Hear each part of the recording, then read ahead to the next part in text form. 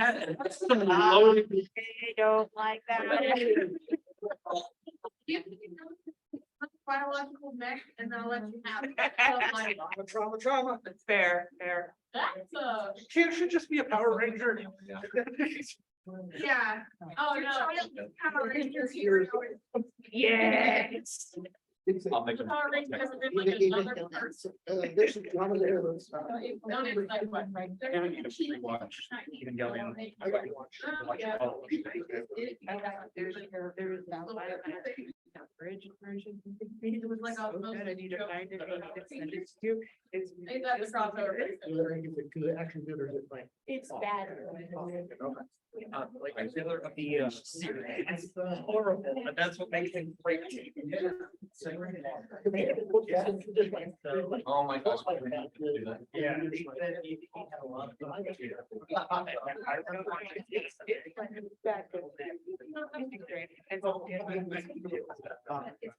Yeah, he was at my right after.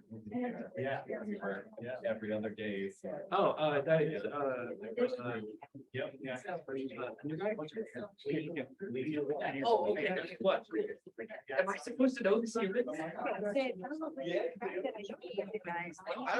It's tough. Wondering, my green, I just wandered in here, what's going on? I've got my brother involved. Goes to sit at the front of the room. I'm presenting. Sniper. Yes, come on. I can do that. I, you know, my original degree is when I first left my. Oh, really? Yes, it's fantastic. I want to go going. Then I got to top 3 differential equations and matching and that's like that. Also, my band is doing also like rock and roll bars or physics. Why not both? If you remember Queen. December 27th. Okay, so unless like you can be in delivery of also Christmas. And I can do it. Yeah, I don't remember. Oh, God. See, which one is for me? I was great in math.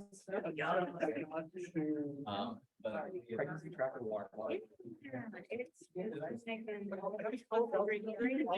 And then I started class, and then I because it was all there after the reading stuff. That didn't make sense. Trigonometry made sense because I could put it all next time. Yeah, for me, geometry.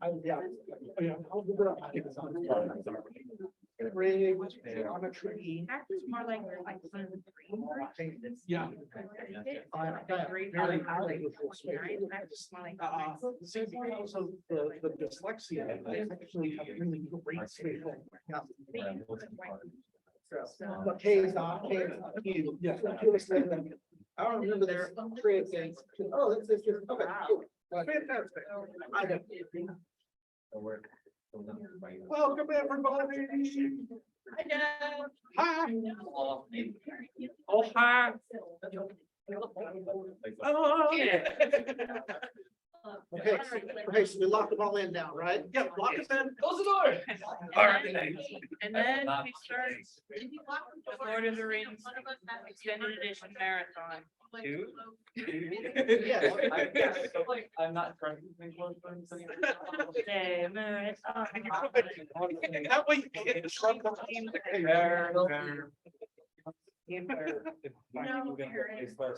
don't like that much. You have to live long. Well, I don't understand. Oh, we do have the projector set up. Yeah, I'm going. so at the last camp event, we had this conversation about healers. And you can be bring out healing and fight to be what you use to heal people, because like if someone dies, they can't suffer anymore. Right. So if you heal them and you help keep them going, Good motivation. they have an endless, range for suffering. So you can be a healer who doesn't have nice fuzzy feelings. Yeah. Yeah, I mean, I played with them. Yeah, Mr. Leach. When men kill you, you end up killing very deeply. Yeah. Well, you want to train as many people to heal as possible. It's not a bad Are thing. you worried about dying? I mean, you did roll like an 8. I did roll an 8. You almost died, girl. You almost died. So that everybody knows about this close call in case you don't. On the mortality quest. Yeah, Keylora is at a 7 on mortality, Oh. and they went down during the mortality quest. And when that happened, they rolled an 8. 1% lower, and Yeah. Keylora would have been gone. I'm at this It's point, out of I think 100. my stats are, a nat 1. Like on a D20, Yes. I could roll a nat 1. Hey, don't worry. If she goes down, we'll raise it. Maybe not like as she was, but you should feel like it's already. I know there's usually like 2 fighters assigned to Keylora. Yeah. I heard. The consortium is talking about giving me a babysitter. Oh, Keylora's gonna love that.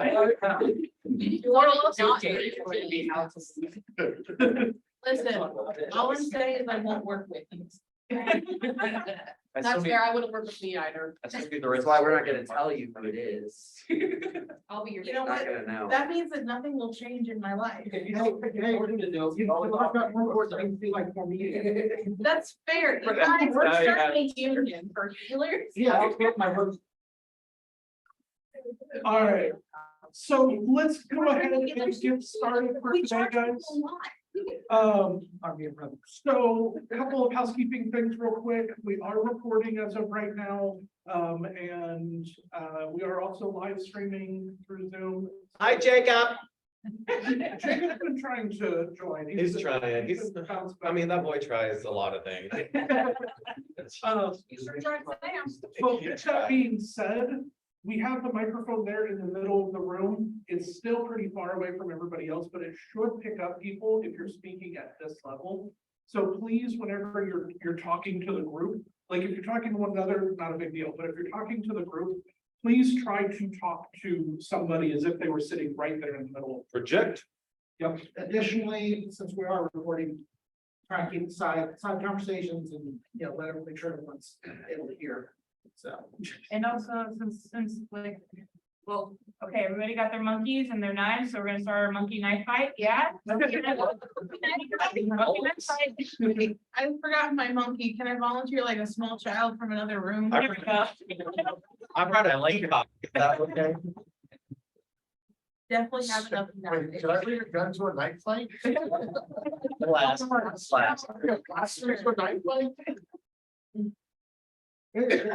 Now I just went right to throw.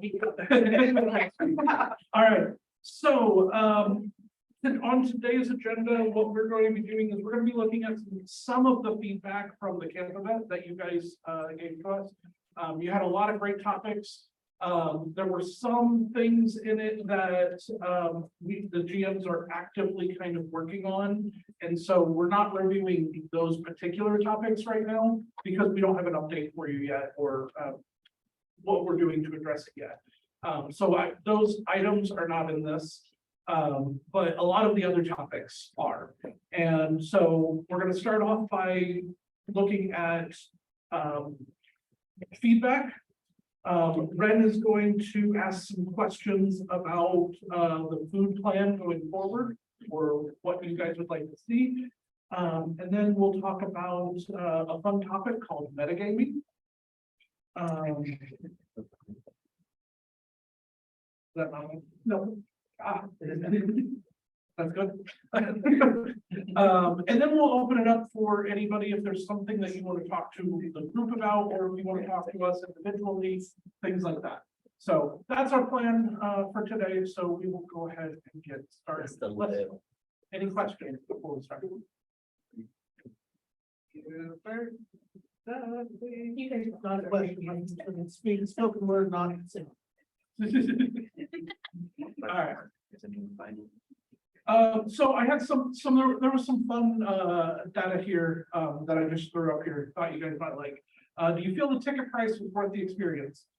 Everyone but one person said yes. One person said, I'd be more than happy to see the price go up $5 to $15 to help make sure that there is extra food. Agreed. So, seconded. Did you have fun over there? Yes. You know, Is that something we should discuss? not right now. Okay. Yeah, not right now. How would you rate these aspects of the event? So, just for the story alone, because this is one of our most in-depth story plots. Yeah. That we've had at an event. It was awesome. 75% of you rated a 5 out of 5. Then it was 8 of you that filled this out, ranked it a 4 out of 5, and then another 12 ranked it a 3 out of 5. So nobody ranked it a 1 or a 2.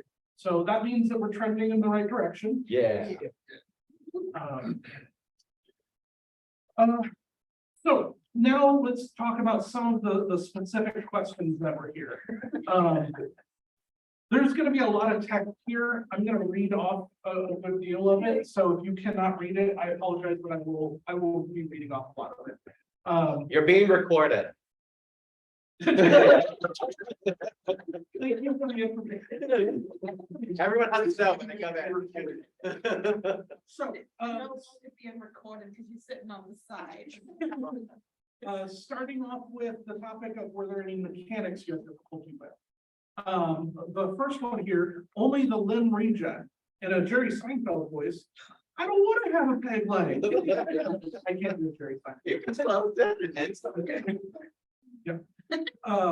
So real quickly, just talking about the Saturday night horde fight. There was some confusion that happened on the parts of the GMs, and we apologize about that. Horde is something that we haven't used in a while.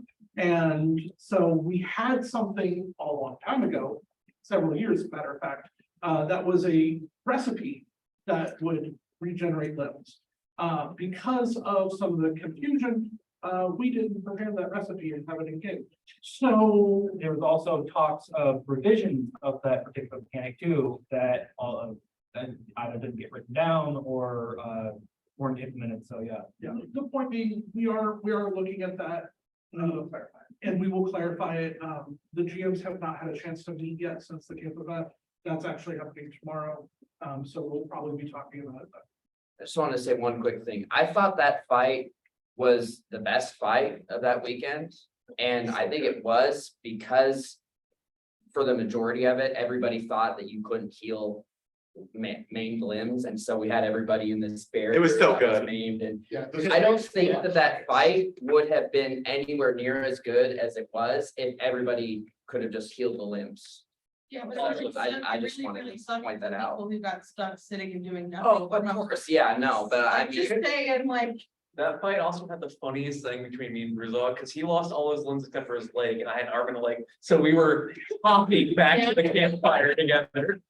right, so part of what made that fight like as interesting as it was that mechanic that we Right. made a mistake with, so. So the added level of challenge. Yeah. Right. What we might consider doing in, Let's not talk strategy right now. We're going to be reviewing it. Oh, Thank you for that feedback, though. We got a plan. Like, we don't, we need to figure out what we're gonna do to resolve Right. that and like to going forward. But just plan on there will be an update. And there will probably be more horde too. I just want to add one more too. I thought it was blast that we were stuck with broken and lost my. Come back. All right, next one. Lack of physical contact needed to perform trip in its unupgraded state.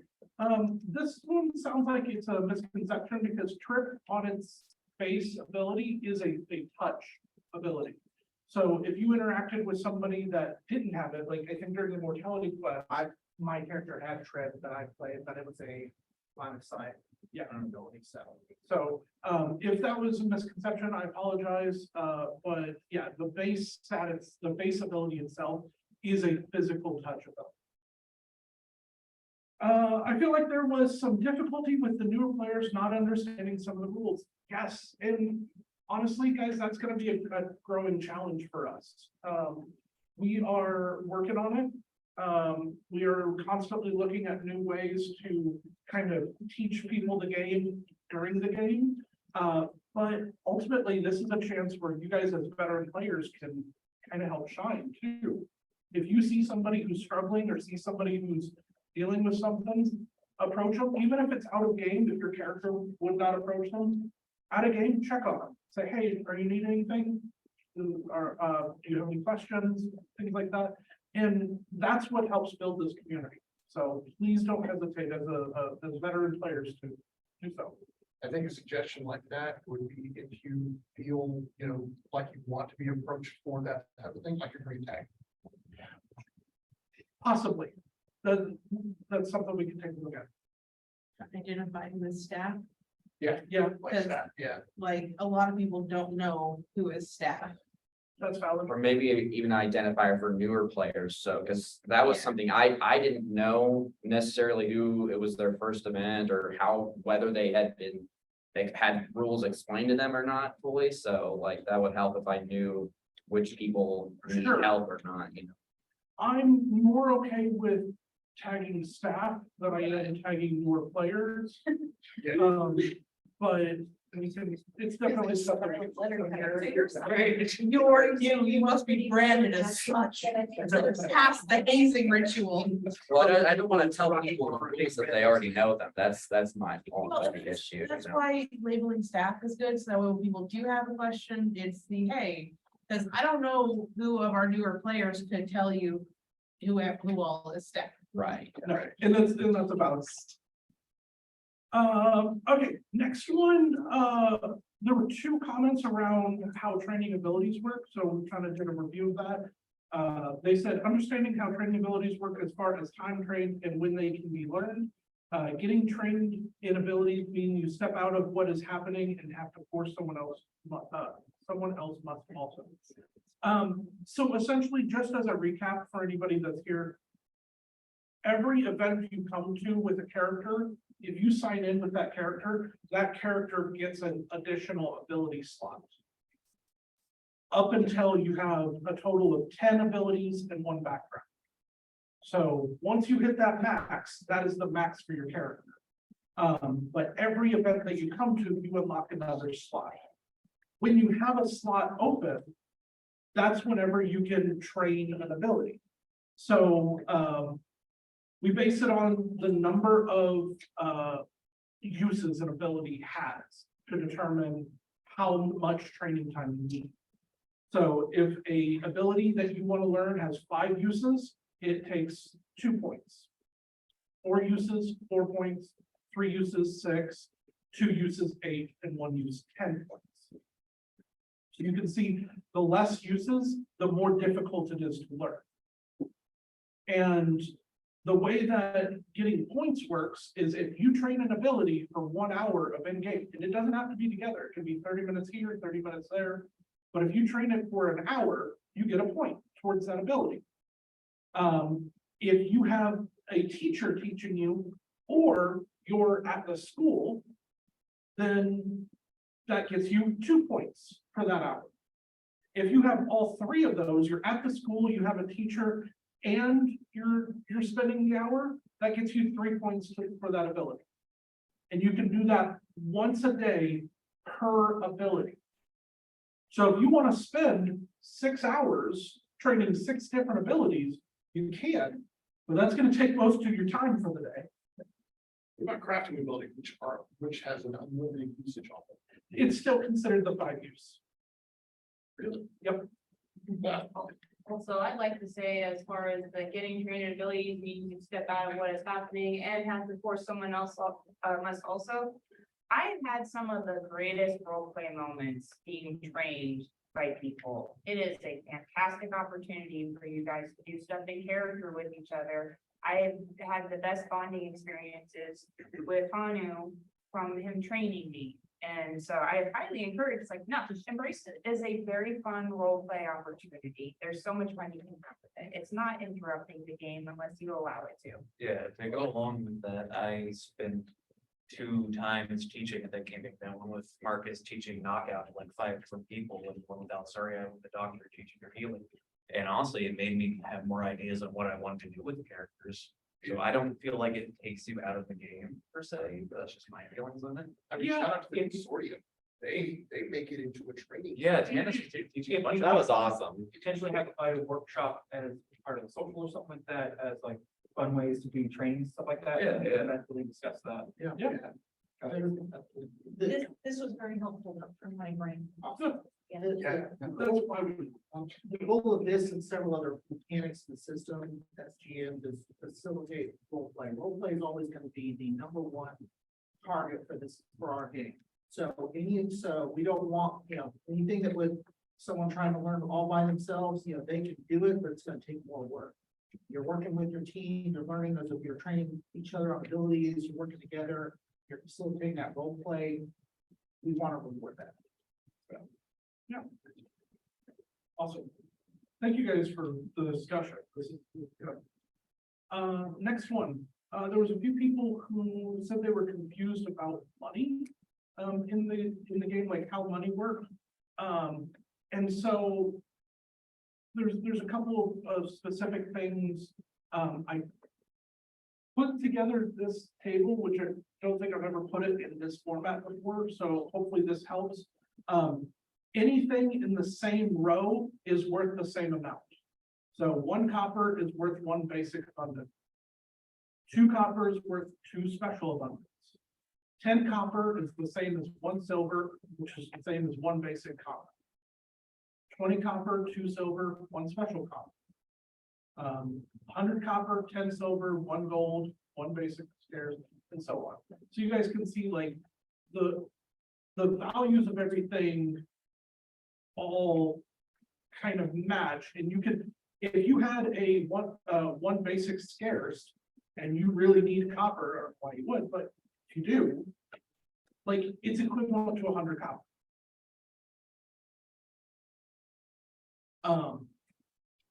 Market values, this should be also, Yeah, that's what it says here. yeah. Just to be clear, the special are the magic and tech resources, and then, Yeah. the Yeah. rest is Yeah. basic. Yeah, instead of spelling out magic attack. we call it Right. the special reach. Yeah, is that someone we can get to it? I just created this week, so I can put this up in a different format, so that we have the chart schema. We need a nice infographic, Jeff. If you could work on that and get that on my desk by Thursday, I'd really appreciate it. How many infographics do you want? We need an infographic for the training. We need an infographic for the money. Depending on how many slides are in here, we'll. We'll put a pin on that, get back. Okay. Yeah. So it's also important to note that merchants, whenever merchants come out, unless they are a famous merchant, the highest level merchant that you can get, their bottom line is most likely gonna be the value of the crafted item, or like these resources, the value of the resource. And the way that we value a crafted item, it's equivalent to the resources that go into it. So if you have a health potion, well, I don't remember exactly, if you have a potion of some kind and it takes a total of 5 resources, 1 common and 4 basic, you can look at this chart and you can tell, oh, the common is gonna be 10 copper and the basics are gonna be 1 copper, so 14 copper for that item. And people will want to sell things at a profit, so. Acting out of game, you should not have the expectation that you're going to pay fair market value for anything, really. I know. Which part we have an idea of, What's that? so with this, we have an idea of what it is, like, if we know that 1 basic abundance is 1 copper, so we're like, hey, 1 silver for this basic abundance, we know that That's not. Right, Yeah. then Those you in beat syrup. ripped off. right. The markup that we talk about is about 25%. Yeah. And on crafted items, those cards actually say what that amount is. I meant more for one player to another, like if that's somebody who obviously doesn't know what the price is, this is where you need to figure out. Is it a new player who doesn't know what the price is for this stuff, or is this somebody who is like? And as a crafter, I go to that and go, you know what, if you give me these resources, I will knock X amount off. Or you get that purchase. So if you give me you need a healing potion, give me that common plant, and I'll knock the silver out of that one silver by. Yeah, and the goal of this chart and like the way our economy works is that we want to encourage that barter. Like, yes, coin is there, but we want to encourage people to be trading resources as well to get what they need. Yeah, the other situation is, there'll be certain times where there's gonna be, resources will dry up or something. The market might inflate because one person has all of the ore for the event, it's gonna be, it's a very fluid market, the way that we find it. The economy that we've got with this game is very unique in that way, is that it can flow. It's not just coin, it's materials, it's resources, it's all of it, so.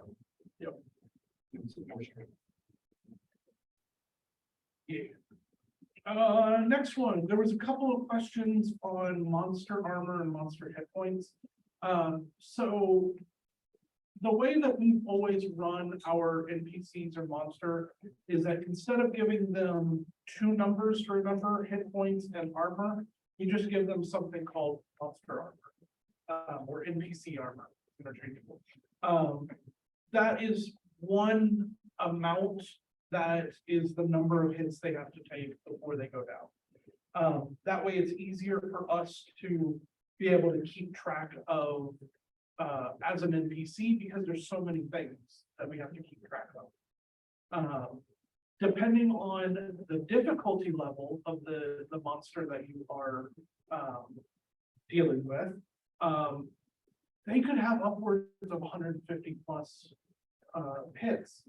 And part of the reason for this is because if we send a combat NPC out, if we send a single person out as a combat NPC, they are going to get swarmed by 10 to 15 players.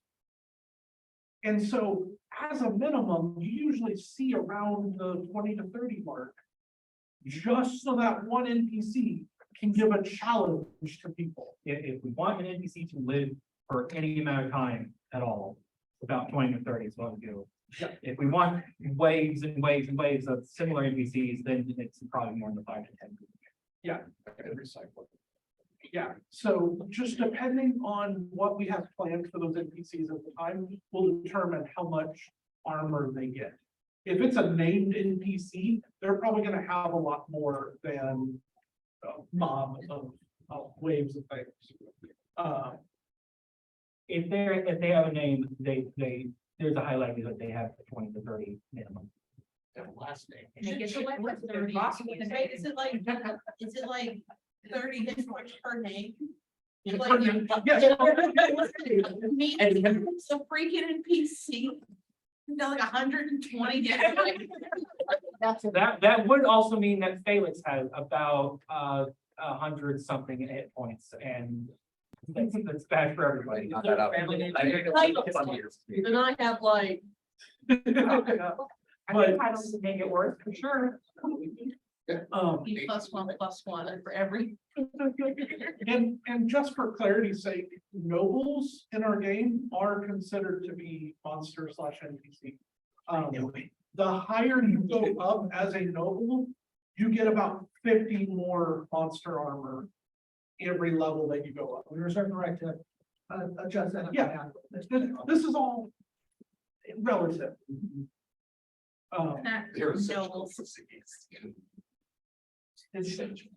Yeah. So whenever somebody shot at the Royces during the during the event, that was the only strike that Norman had for the weekend. I did piercing shot. Yeah, So it's good. He came back into the kitchen and bragged about it. What's that? What does piercing strike do to? Bypass armor. Okay, But Was it due to a monster? it's another hit. okay, so it kind of, okay, That was so. As of our system right now, that is how it gets. Brian? okay. write So- it down for the champion. Counts as two? Yes. Is that No, what you're it's saying? one hit. Okay, So that's what I'm asking. What's the point of using a piercing strike So on an piercing NPC then strike if it doesn't do doesn't damage go to their through armor, but armor? it does damage to them. That's why on a monster, it just does one damage.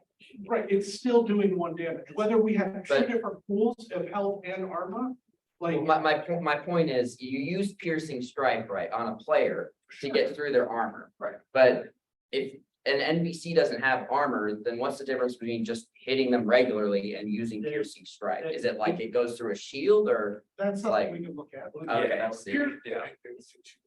Piercing strike, in order to block No it, damage if it doesn't more than- would have to use an ability to block it, Mhm. right? Because if you piercing strike somebody and they hold up their shield, the ability still hits them. Okay, so that would be the use against a monster then, is Yeah, to get through. it. It still hits them. And if they have a resist, physical resist, they Then can they- use that. Yeah, that's the only ability I could think of that would be different against a monster. Yeah. That's something, that's a good call out, something we can take a look at. Next one. All right, this one This is me. Okay, help me out. I had removed the names in case. I didn't want it. But essentially, so there's some confusion around mortality system and mortality quest. Jacob, this is for us. So the mortality system is for players who want the risk of their character dying. Keylora, for example. Stop it. Listen, I took my first percent, my very first camp event. I got shanked in the back by Tully Eye. yeah, you did. So if you do not opt into the mortality system, your character is never at risk of being fully gone. So that's the specific around the mortality system. The thing that's different between mortality system and just normal like bleed out is that once a character goes into bleed out, if they're not part of the mortality system, they won't roll for it. They're still going to lose an ability for the rest of the day, but they're not going to roll to see if their character gets back up. Now the mortality quest we built to be a much deadlier specific quest, and it's only at camp events that we do it. We try some new things with it. We try to surprise you guys with it. But it is meant and designed to send people into bleed out. So if you are in the mortality quest or the mortality system, you get into the mortality quest free of charge. If you are not in the mortality system, you get one bleed out. If you go into bleed out at all during the mortality system, or mortality quest event, then you do not go back into it. You are out for the rest of the event. And you spend 5 civil service points to get in. Yep. You're being recorded. Yep. Yes. Being recorded.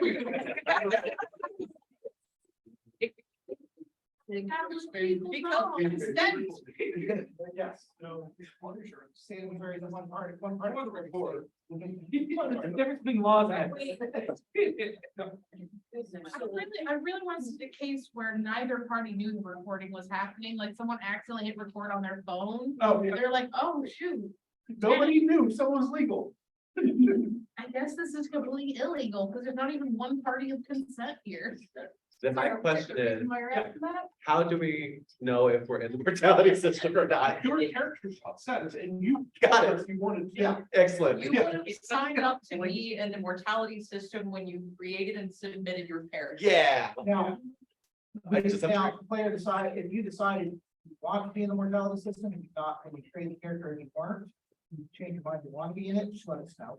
Yeah, I did that this month, so. But you can't vice versa. Versus the- Once you're in, you're in. Once you're in here, listen, this is my Midwest coupon, mom. I don't have to pay civil service points for these quests, and I'm like, punch my coupon.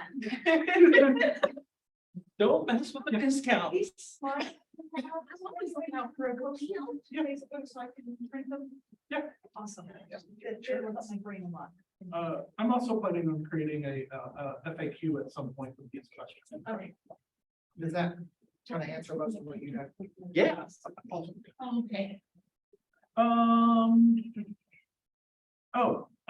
This one was about the syndicate, joining the syndicate, but it's more so about factions in general. In order to join a faction, you have to find somebody who can give you credentials to that faction. It's not just anybody. So at the moment, all of those are NPCs. There's a possibility of us opening up that in the future to players of certain rank. But you'll have to reach certain ranks in order to do that. So how do you join that? How do you join something without one of those uses? You can't. It's use the people you know to get in contact with the people that you want to talk to. Yes. Like, we want to encourage that role play, that working together to do things. So if somebody here wants to join, say, the syndicate, well, there is one NPC that a few players have met that can induct somebody into the syndicate. You have to figure out how to find out who's in the syndicate first. And then you have to work your way to that person.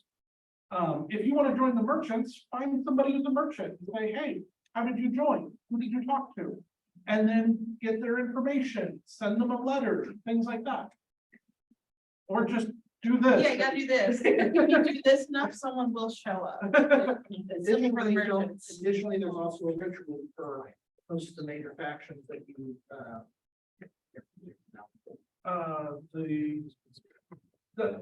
That ritual is done by an. yeah, so there's a ritual that essentially you're officially inducted. I got ritualed into the military. Verb it, like. Yeah, I got it. Ritual all over this town. Yes, I did. Oh, and I've not done verb things, but doing a meet is a verb now, apparently. Did you not hear that Menry needed that last mission? What, totally messed it up and like ruined everything? Is that what? It's okay. He's running through woods thinking everyone hates him. It's fine. Sorry, Aaron, you were right there, and I was like, what is a character I could think of? But I couldn't remember gender that quickly. Questions? I remember someone said that there was a video of us going through the wired bells. Yes. Oh. It's a very large file, so it's been a challenge to get it into a place that everybody can watch it. Fair. There's gonna be some editing and stuff done for it, so. Yeah. Ooh. I know, so. I'm working on, which a lot of you have seen it, maybe not everybody, but I am working on a contact book. I've downloaded it because my poor brain cannot remember who the heck you people are, and I've only been with you over a year. Dude, I live in the house. So if anyone is interested, I can do the cheap, just Yeah. paper printed for you. I'll just charge you, real money at cost for the paper and ink. If you want it on photo paper, I can do that as well, and I would just charge you I'm not charging time, but for the photo paper, I would charge as well. So if you're interested, let me know. I can make a copy of the pictures and have them, I'm getting all the character names. Meadowmere yearbook? Yes, I can understand making Meadowmere yearbook. What would be kind of fun with this too is if I put a piece of paper out, if you guys were interested, that you could write next to your character information about them, and then I could, make it actual yearbook. So. That's actually a really good idea to have it, even if it was just a page with a picture and a name, something big, people can say, hey, look, who am I looking for? They will know where like the GM station is. They can go and look through it real quick and be like, oh, this is what they look like. Because there are people with multiple characters. And if you see somebody's name and they only know them by the other, like, who the hell am I looking for? Something like that is actually going to be beneficial in the long run, especially for new people. Yeah. And I want to throw in here any NPCs that would return major NPCs Yeah. like Lord Royce. you know. So on the NPC part of it, we're looking at a lore redesign, where to house all of it. And so I'm hopeful to be able to get that digitally online, so like.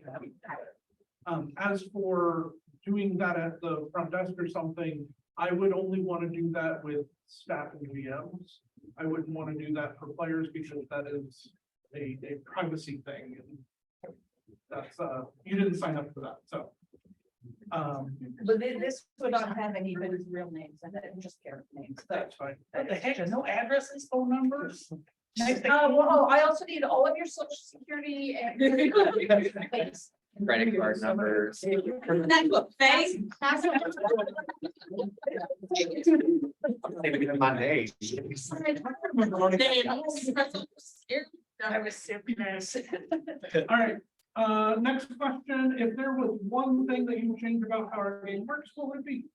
By the way, just a precursor to talking about this, we use this to gather information about possible future changes. This does not mean we're making any changes right now. Trying not to make changes during the year. So I just want to make sure that that's clear to everybody. I learned so much as an NPC at the last fall's camping event. I noticed some players didn't NPC at all this one. How can we further encourage that experience for players? I think it would be beneficial, most players for sure, it fosters familiarity with engaging with the GMs and learning more about the world or different combat type skills and produces new perspectives. It does. And although we request that everybody do 1 hour, not everybody always does the 1 hour per event. Sometimes we don't have room for it because we have a full event. Usually that happens during day events.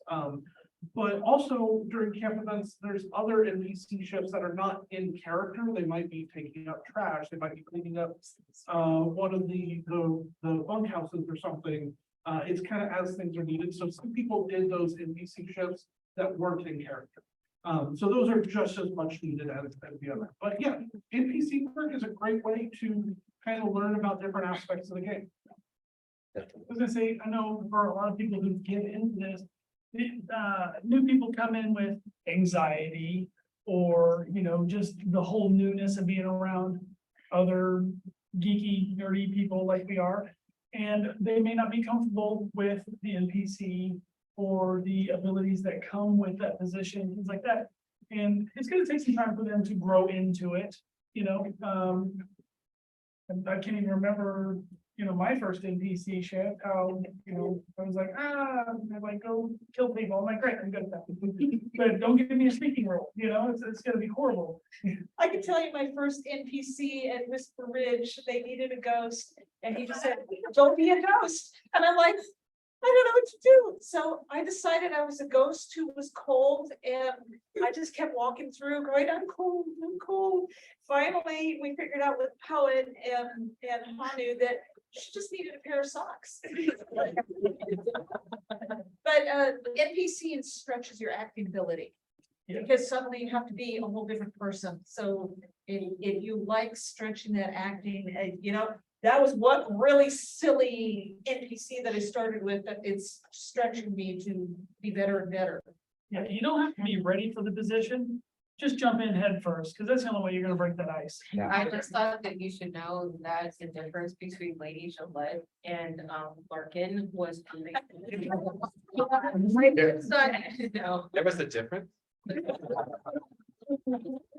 And on the Munchkin side of things, you get more civil service points, more hours you NPC, you can upgrade your character faster to get the cool abilities. Yeah. Not saying that I did this for the first 3 day events that I ever went to. I only NPC'd so I could get extra civil service points so that I can start with more upgrades, but let the Munchkins. Well, and also different perspectives, it really does matter, like. There's so many things I've done as NPCs that brain could never do, but I know what it's like, and so when someone uses that against me, well, now I know what the mechanics are. Because I use it as an NPC. Or you So- know that when someone's like, hey, I want to tell you something over here with no witnesses, you're like, you know what? No thanks. Yeah. I learned that my first camping trip. Before I was ever on staff or GM, my first event that I went to was a camp event. and I played a merchant. And I followed a player into the wilderness and got murdered.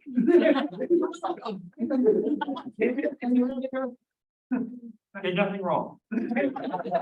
Oh man, that's a t-shirt, Zarabica did nothing wrong.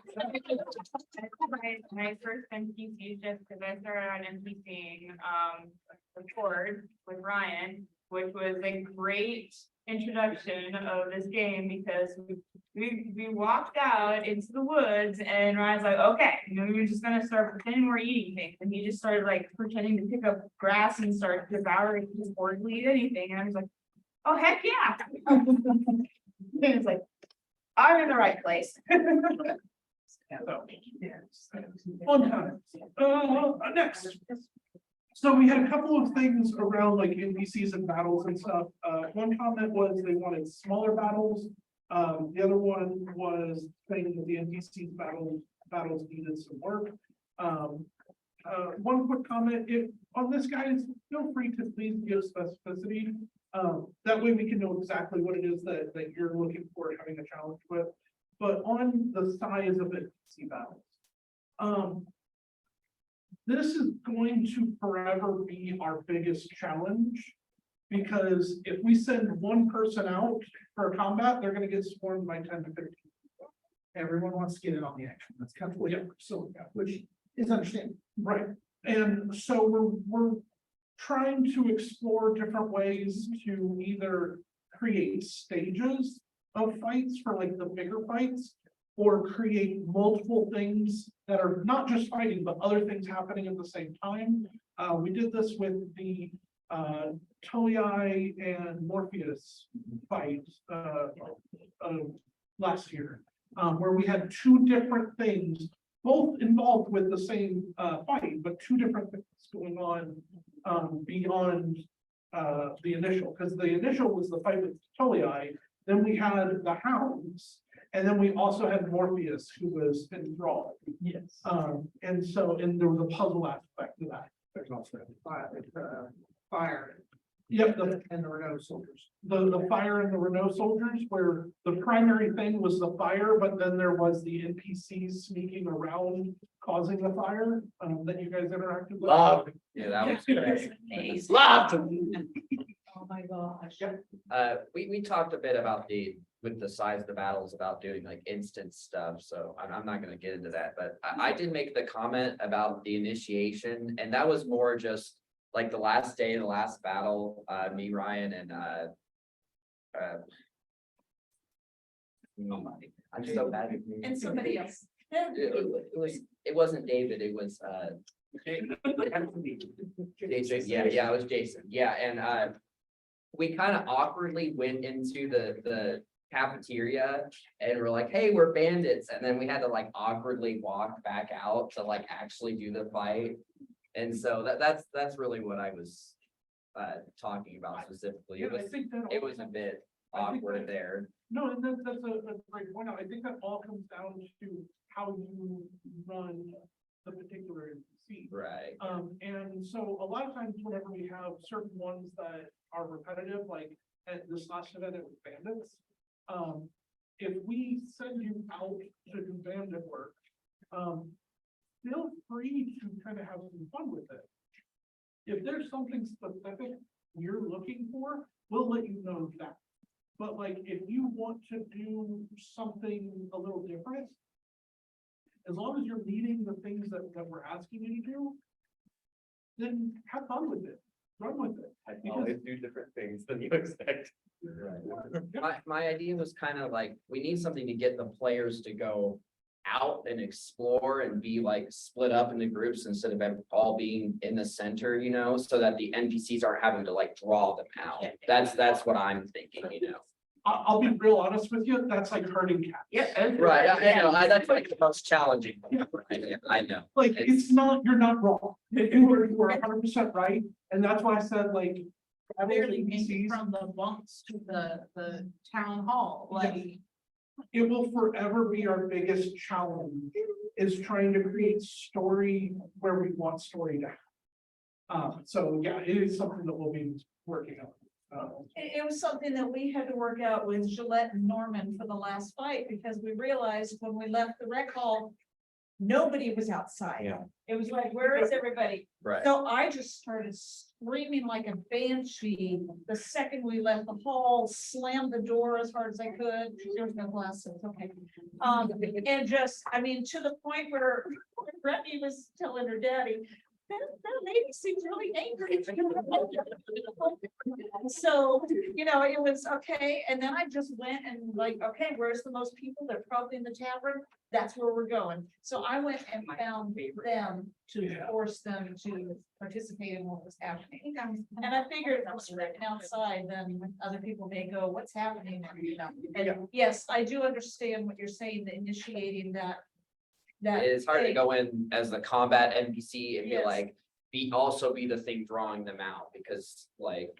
If you're the combat NPC, you're gonna get everybody drawn out, but if you're getting like regular NPCs drawing people out, and then you have the combat come in, then you'll have stragglers, you'll have smaller groups. That was to help address that smaller battle problem. It's also a problem because we had, I think there were 3 NPCs that we had for that specific instance. Right, yeah, I know that one was kind of weird. Well, no, but like, this is the challenge we have to think about is, having a fourth, in that case, fourth NPC who's not combat, but still tied to that thing. To go and draw people out, so we have to come up with a story reason for them to come bring people out. And so if we don't know that they're in the tavern. There were points during the weekend where people were just hanging out outside for a long time. Right, yeah. But like, we don't know what we don't know. And it's hard to predict that. Because if everybody was outside, then that NPC that we would have gotten didn't have a purpose. I liked how we did the horde battle where we had people like, we're like injured, come help us, and then we kind of like came in and stormed in on them, like that's kind of like, do more of that kind of stuff. Or the bigger fights. Cruelty, okay. It's gonna 100% been like, someone help us. You're an individual. Yeah, sure, Come yeah. inside. Come help us. And then the other two just freaking jump them. And they did something like that at one point, drawing Aiken away. Yeah. Yeah, it is very challenging. And another suggestion is to like, say Larkin, grab Larkin before and say, hey, we're NPCing this, can we borrow you for a minute? And then here's bandits coming after Larkin, Larkin can run. Yeah, that's a good idea. Yeah, I talked to a character and have them volunteer to participate with you. I'm sure most of us. Johnny. Yeah. Staggering. Johnny is good in. Johnny staggering into the PC. tavern and just. Troll.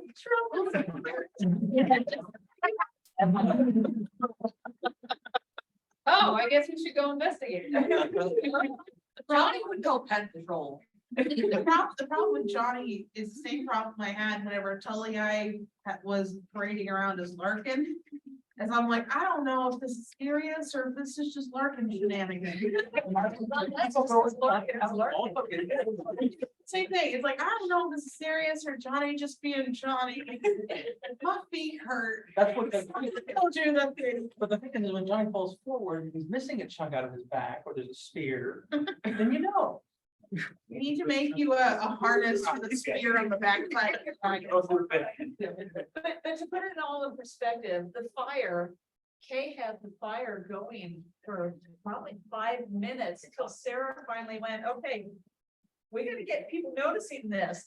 I sat there watching it, noticing, and I just didn't know how to react. I was like, Is that supposed to be there? Yeah. I did. You're gonna smile. The non-verbal bird trying to get mouthpiece over here. Oh, yeah. Fire, this is not real, it's part of the game. Yeah, the fire really helped make the battle itself smaller too, because most of the people were focused on that while there were like 3 or 4 of us actually going after them. He's my favorite. I'm gonna call you. Oh, war. You don't get All right. it. You don't get Billy. Let's go ahead and keep moving, guys. The next one, I would probably have an announcement for the mortality quest about how the looting works. Looting will always be looting. Whether or not something has stuff for you to loot, we're not going to tell you that. Yeah. Because in the real world, you wouldn't know that. So we're not going to be putting anything on players to know that you can loot them. It's up to you to take that action. Now, there was a little bit of confusion with the reward for the mortality quest. We always give some sort of reward for it. And very few people came up to get the reward afterward. So. It was a little token. Was that- No, no, the that's token the wasn't- event. Yeah, That is the The market mortality value quest. with the event. yeah. Apparently, there's a reward for the mortality. I was buried. I thought that was before. Before everybody gets confused and upset. I already know who's in the mortality quest. Yeah. And it will be added to your character. Yeah. I Because do have to say, okay, that's how that's, I'm like, well, I don't know, having this. we give it to you. You were moving rocks. We normally give it to you there, like, at the check-in station after the mortality quest. Because Players come by. yeah, and we didn't specify it this time, we had the last couple of times. So very few people came up, so we do. Yeah, but we'll make sure that that is on there so everybody knows. I just wanted to say, there's no, oh my gosh, Beautiful. please keep doing those. Yeah. I highly prize me. Love them. So, real quickly on that, that came from, actually Caleb, Oh, there we go again. well, no, you had said in one of these socials that, something that everybody can get after that big bad fight, it doesn't have to even be coins. Right. And so that's where that idea came from, and so It's awesome. we're hoping to do that going forward. So many of us It's love very it. useful. Yeah. Yes, I try with that. 2 questions. Any way we get tokens for like past events, and, you know. I'll walk around with my girls. No, that's not. That started this year. Starting now. That means we have to stay in the LARP canon. Okay. Yeah. Other one is about looting. Now, if they don't have anything, do you want them to wait after the 30 seconds of looting to tell us? If they have Yes. Yep. Okay. Yeah, I've been just telling them Remember that that. way. It still So. takes. Yeah, 30 go ahead and seconds, try. right? Yes, wait, that's awesome. Yeah. Great point. They're honest being, you don't know, like, in a real life encounter like that, you would know if they have something in their pocket or not. And is it worth the risk to try and rifle through? the pockets or not? Yeah. Yeah. Are you gonna do it while 3 other people are attacking your friends? I can show you guys how to properly, you know. That's okay. We're not looking for, Real world application Yeah. of moving the dead body, man. it's more of a analog. No, That's fair. Next one, is extremely difficult for beginning players to gather meaningful, not abundant resources. And then somebody else said being able to use the abundant ingredients more often. So a couple things on this. Abundance are meant to be abundant. Like they're meant to be fully available. We also, part of our economy, if we don't want to break our economy, abundance cannot last more than an event. So that's a game decision that we made about abundance. Because they are freely available, they're not gonna last long. They spoil soon. Can we, to have that handy dandy eliminator, can we make like a sign size to like the buckets on the outside? Yeah. So it, first, it's what this material is. And then that it is an abundant material and that it spoils and it's valuable. That's fair. And how to. Yeah. There is one other thing that, we actually just, as part of this last season, we talked a little bit, there is a thing you can do with abundance, it's a building. That if you have spare abundance at the end of an event, you can trade in for cash. But nobody's built that station yet. Yes. What is that? Station or is it? It's a station. Train station, yeah, it's a train station. Yeah, Trade station, I think it's now, was it, I'd have to look at it. it's either 3 or 5 abundance per copper, just like. If you've got it sitting around and you've just got spare at the end of the event, you can go to a trade station and get up to 10 coppers worth of, There's a train. And how much? You have to give the recipe for it, and you have to have an artisan. Choose the resource. There's a certain amount that you can get in abundance at a station, and I think someone didn't understand it, right? Say that again. Just like the abundance station. The red cups. Yeah. There's only 30 abundant. No, on the abundance, we've been putting just the abundant gatherers. Yeah. You can get as many as there are there. But you're still staying there for like. Yeah, it's 1 minute, it's 1 minute per. Somebody walked with a full pocket of iron or something like that. It's, yeah. If they spend the time doing it, I mean, that's exactly what. That's like what I said on the laminator, how to gather as well. yeah. 1 minute per bookcase. Yeah, and as we're growing, guys, like, these are the kind of challenges that we know we'll run into. And we don't necessarily think about it because to us, we built it, it makes sense, we know it, right? These are the kind of feedback that we like to hear so that we can correct it. So yeah, like the signs, the laminating signs on it, that's a great idea. And when we get an opportunity, we will. By the way, that train station, that's a training recipe. Yes, it can. That's gonna be a question I have. I'll write that down so I remember it. Okay, you can ask it in a little bit. Oh, also for higher level resources, like we're just talking about abundance. Lore resource by itself gets comments. So if you have the ability lore resource, you can go out and find commons of one type. A gathering spot out. Also, there are merchants. Yes, yeah. Who get common resources, You- who spent the entire event trying to sell common resources. And then see comments like this saying, there was no way to get common resources, and I'm like, I'm They here. didn't come to us because we didn't know. Like, I didn't know that.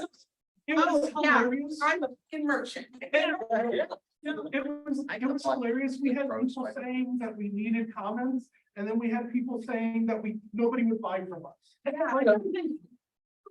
So, I'll say real quick. So to give you guys a hint, just over the next few weeks, get to know your merchants. Yeah, be approachable, Becca. Based on, Yeah. What more can I do? The reason, just as a little hint there, plot and stuff, get to know your merchants really well. Yeah. And we're gonna. I'm just gonna recommend lots of comments for sale. Lots of yellow comments are, oh, Lord. Now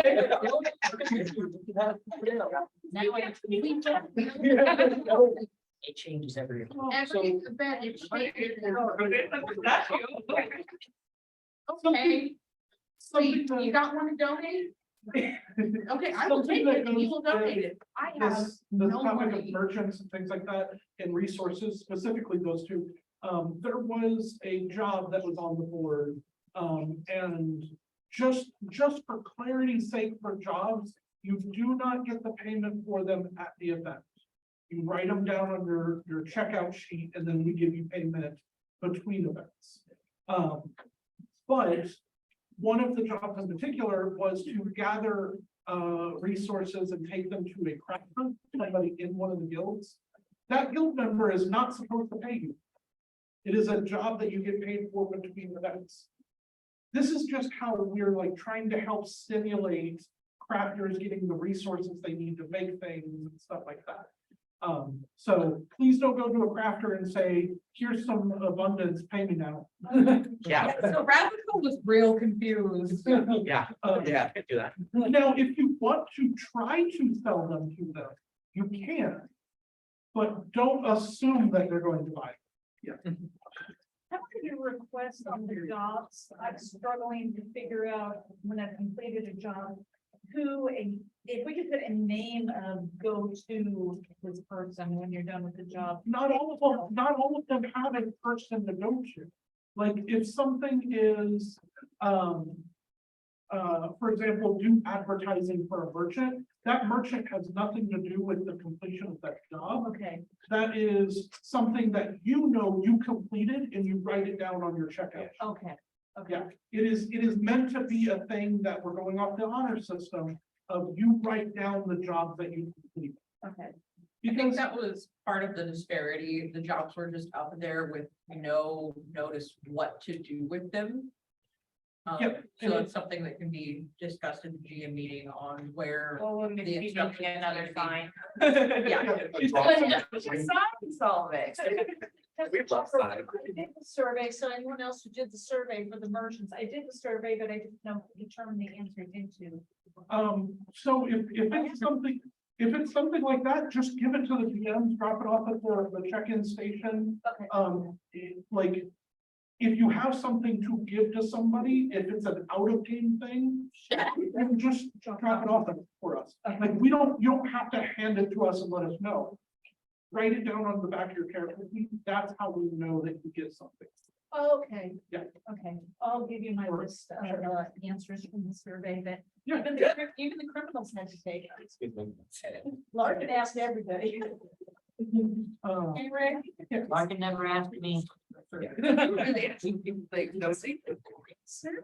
Better running, because I need to take surveys. Yes, you did. Next one. Somebody wants to change the amount of skills you can train in a day. I think that's some confusion. You can train as many as you have hours for. Yeah. Well, there's also, you have to have an open slot for it. So if you don't have 3 open slots, if you only have 3 open slots, then you can only train 3 abilities at a time. The limitation is 1 hour per day. Yes. Yeah. So if I've got 3 open slots and I'm learning 3 abilities, I can spend 1 hour on each of those per day. Yep. And ability slots earned would be easier to fill without stepping away from the game. At an important event, I cannot understand why you would want to step away from what the event is to study when you have a month of downtime to event. So I think this is a little bit of a misunderstanding of the game world. We assume that in between events, you're doing your job or you are doing the things that your character does. You're also potentially training those abilities, but we have to have a in-game way to show that you're doing. And this is to facilitate that art here. I'm practicing, I'm learning. Oh, hey, what are you doing? Oh, I'm learning Sutter. Yeah. I can help you that. It's again, facilitate that RP. The way that Kay, I think it was Kay described it, the best way, it's your 80 montage, cleaning montage. So you're spending, you're cleaning up the whole house in 1 day, but it's all compressed with music in like 1 hour. Yeah, totally takes me. If you want Are practicing throughout the month. You're just like, you only go to your piano lessons to, right, a little bit at a time. exactly. I'm gonna guess this just comes from maybe newcomers' fear of missing something important happening.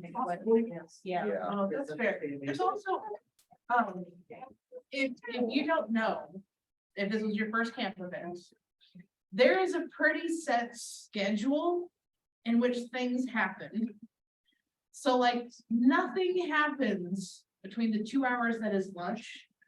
There's usually a fight around 11 in the morning or an event that happens at 11. That usually lasts until noon. You have that hour between noon to lunch. You have all the time before 11 because the GMs don't want to get up and do things before 11. You can always train during lunch. Yeah, and then after, it's usually about 3, there's one event that happens, and the mortality event happens on a Saturday. And then about 6 or so is when the next event happens. So like, there's a small joke for Key Laura that she's just so in tune with like the foresight of everything that's happening. She can predict about when things are gonna happen. There is an almost set schedule. And there was even a schedule posted by the door, so you would know when it was gonna be a little bit more downtime. Like if nothing was listed, you have the ability to interact with other players, you have the ability to, so they make it to where if there is an event that you're like, oh man, I really wanna make sure I'm at this event. You can, and you can just like hang out in like that central area, because most things happen within an earshot of that central area. It's like, if you wanna hang out at the school, especially where the school was set up this year, that's a great place, just hang out, because anything that's gonna happen, that's where the NPCs are gonna walk past, or anything that's gonna happen, so you can keep an eye out. And luckily, like, training doesn't happen, have to happen all at the same time, so you can do like 15 minutes, Yeah. 15 minutes, 15 I minutes. train So, Dodge in random 10-minute intervals throughout day events. yeah, so New players absolutely think they have to do all of their training in a single. yeah, so like, Initiation. It's the very reasonable. And yeah, and on, just get with the GM, if you wanna know the time that everything will happen, We'll probably tell you. they'll tell you. It's usually not that big of a surprise. Yeah. What happens is, when it happens, isn't. Yeah, and keep in mind that there's a, You can argue for like tabletop RPs, you know, the characters, they're the story's focused on, everything's happening where they're at. This is different. In the LARP world, there's gonna be times, especially as we get bigger, we get more people, we start utilizing more space at the event sites. You're not always gonna be able to be at where the action is. Sometimes you're gonna have to make choices. Pick. I know this thing's going on over there, but I really need to get my character upgraded in this. If we ever get to the point where we are using both sides of the camp for people to be like bunking in, you better believe you're gonna miss half the story because it's gonna be happening all over the place. which means I need everyone to step up in your gossip game. I didn't hear about a lot of this stuff until last week. I just wanted to add one Just thing just to need someone to come in with a hot sauce, Grim. I need you to kind of like, did you hear? I did have a Found out. conversation with a newer player about this. Yeah. And that what we talked about is where most of the confusion came from. It was just a misunderstanding. I think the main thing was they didn't, you don't want to miss important plot relevant hour segments. And so I think an easy fix would just be to write on the schedule which ones are going to be like heavily plot relevant and which ones are more just minor, like day ended events. And I know that's kind of spoilerish, but I think that's really the only concern there is they don't, like, people don't want to miss the plot Well, while they're training. here's the challenge with that. Almost all of the event was directly related to the plot. Right, of course, Because yeah. even Friday night, we had Yuffie as an NPC that was there, doing things which had no combat at all with it. And a lot of players missed what was going on with that. Yeah, I had to have a vision to correct it. It's easy to miss it anyway. It is, So, but like, ultimately, we are not going to tell people this is plot, pay attention. Yeah. It's really up to the players to find and engage with things. We will try to help them out as much as possible. And there are things we can do to kind of encourage it. But if we put up a sign, that changes day up. Like, there are things that Right, we yeah. didn't have planned that were plot, but now they've become plot because we changed something. We yeah, did. I think putting the school right in the center of everything really like alleviated most of the issues Yeah. that, you know, I don't think anyone. Repair it because it burned. No, we already fixed it. That was great though. That was. It was expensive. I've been several top points poet, and I just had some nice little spice of life aspect of I'm tending to the Pochi Mom. I've got this potion that, and then all of a sudden the Pochi Mom is getting swarmed with people with their arms mangled. And Kevin only knows what's going on when y'all are in town wreaking havoc. Everything Kevin learned is Yeah. secondhand. Part of the game is communicating with the other players. Absolutely. Get the story, that's so. Make your own story too, right? I saved a poison guard. Did you guys know that? It was awesome. What? Well, then you have events that are not plot at all, they're Oh, poison Christmas. so big and so amazing, like Poet's Mother's Gone. Yeah, Like, right. You make me cry just thinking about it. That was story. That was not like main plot, but that's still, well, it's kind of working in the main plot. Oh, boy. it wasn't at the time. It was not. So next questions here, or next things, a slightly more diverse helmet system, and somebody said maybe consider giving armors other effects. For example, full plate, being able to, takes full damage from spells. Heavy leather can just be cumbersome, with half the benefit, but could block, a point or two of magic, things like that. I will tell you guys, neither of these are bad suggestions, but one of our core principles is to try to keep combat as simple as possible. And so we have, our helmet system used to be more complicated. Like helmets used to block, at the time it was knockout was the ability. And some other things like that. We've talked about armors being able to do different things, but ultimately the conclusion that we've come to is that we don't want to do math during combat. Or as math as possible. Yeah, As little as possible. I've had so many points where I'm just like, crap, how many times was I hit? Okay, I know I got hit this many times. Okay, I'm down. Yeah. yeah, and so these are not bad suggestions. I don't want anybody to think that we, like, this is a good suggestion, but I don't know that it fits in the style of game that we're playing. There was somebody, I can't remember who it was, probably somebody in here, but we were in combat and we all went up to the same person and we're just like waylaying in, and one of them I said, you know, how much damage do you have left? And I'm like, I don't know, I can't count that high. That was my. Oh, yeah. Yeah. Yeah. I tried talking you out of that, but somebody had to just rush through, so, you know, different approaches. Next one, taxes for the rich might balance something.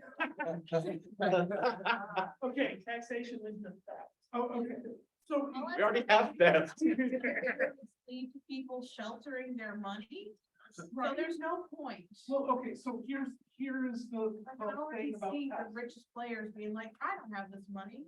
My organization has this money. I just have 100% access to it at all times. Yeah, that sounds familiar. LLC. But what do I buy for the consortium?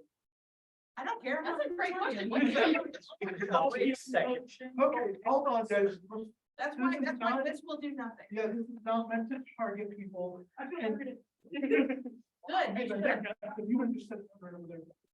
So, so the issue that we came to with taxes, what we talked about with taxes. One of the things was, because it was potential tax, people hide money for taxes. Not that interesting plot stuff. Embezzlement. But the biggest thing is A, tracking that. B, is that gonna be enforcing, and is that gonna be something fun? No, fun for me, I'm all for it. I hate doing my taxes in real life. I don't want to stress about it again. I don't want to start about it again, you know. Together a goal to start an organization, guys. It's only taken me 2.5 years. Now, that being said.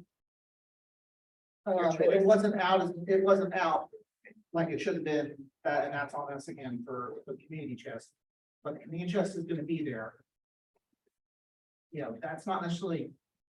It's not taxes that you're being forced to do it, but you can put money towards the community for projects. And anybody can apply and ask for funds out of the community chest for something. Get your grants, yo. Now, it's not guaranteed to give it to you. Get a You have to appeal to Simon or to, Adam's character. I did a vetting project for refugees. Plan. Hi, I'd like to apply, we're a trade station. As your resident. I was gonna say too, speaking of the community chest war is coming. We may want to consider being a little generous because we have a war to fight now. Make that argument again. Seriously, too. Yeah, Larkin, I want to see Larkin stand up on the stuff and be like, hello, fellow people. Oh, fun.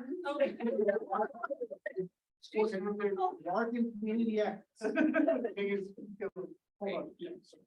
Can you become the IRS? Whatever you want with your group, like you can try. The government, the government might ask some questions about what you're doing. But, Make a good argument. Along the lines of community chest, it doesn't have to just be. No, It could be resource. yeah, Because I mean, I know our alchemists are gonna need, resources for healing potions and things like that. Could be towards a common and source of. the community chest that we got a big enough chest, and Matt agreed to help work on a little bit. The biggest thing is, that we got it big enough so that we can put coin. If you want this reps for actual, if you want to put healing potions in, if you want to put materials, there's different things you can donate to the community that. But again, you have to just appeal to the highest ranking military officials to make that withdrawal. Yep. Whoever is the highest rank there, they're the ones who get to say yay or nay. I'm a step above constable now. Something I wanted to point out real quick, we get an income at the beginning of every event anyway. You can just assume that whatever taxes are applicable in game, yeah, it just comes out of that anyway. Yeah, because behind the scenes, the way that the income works is we actually have a formula of how much somebody should receive for a month. Right, And then this is whatever you would have left of that amount, yeah.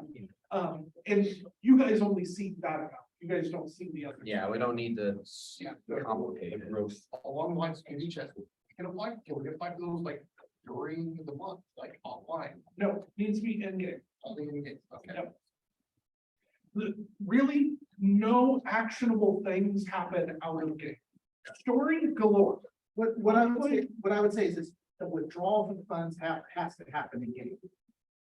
If you want to write a letter to Simon on forms or whatever, and say, I'm requesting blah, blah for this, go for it. Yeah, have as much story role play as you want in between events. But the actual mechanics of getting things happens in game. Please do not bring me a 10-point business plan. I will not be happy. Let me direct you to diagram one. Can we add that to the diagram list? No, he'll pitch you over to me and make me sit through it. All right, guys, I'm gonna keep going here. I'd love for these to be there be more hard-like options, abilities to help regen, health or limbs while folks rest at the end, performance indicators, things like that. So two things here, on the side of abilities, how you flavor an ability is up to you.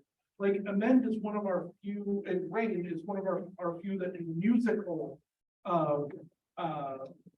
Castings, yeah. to things. If you want to play a character like that, by all means, go for it. The way to think about abilities are an effect that interacts with character and an item, something in game. How that happens, you guys can decide. Nope.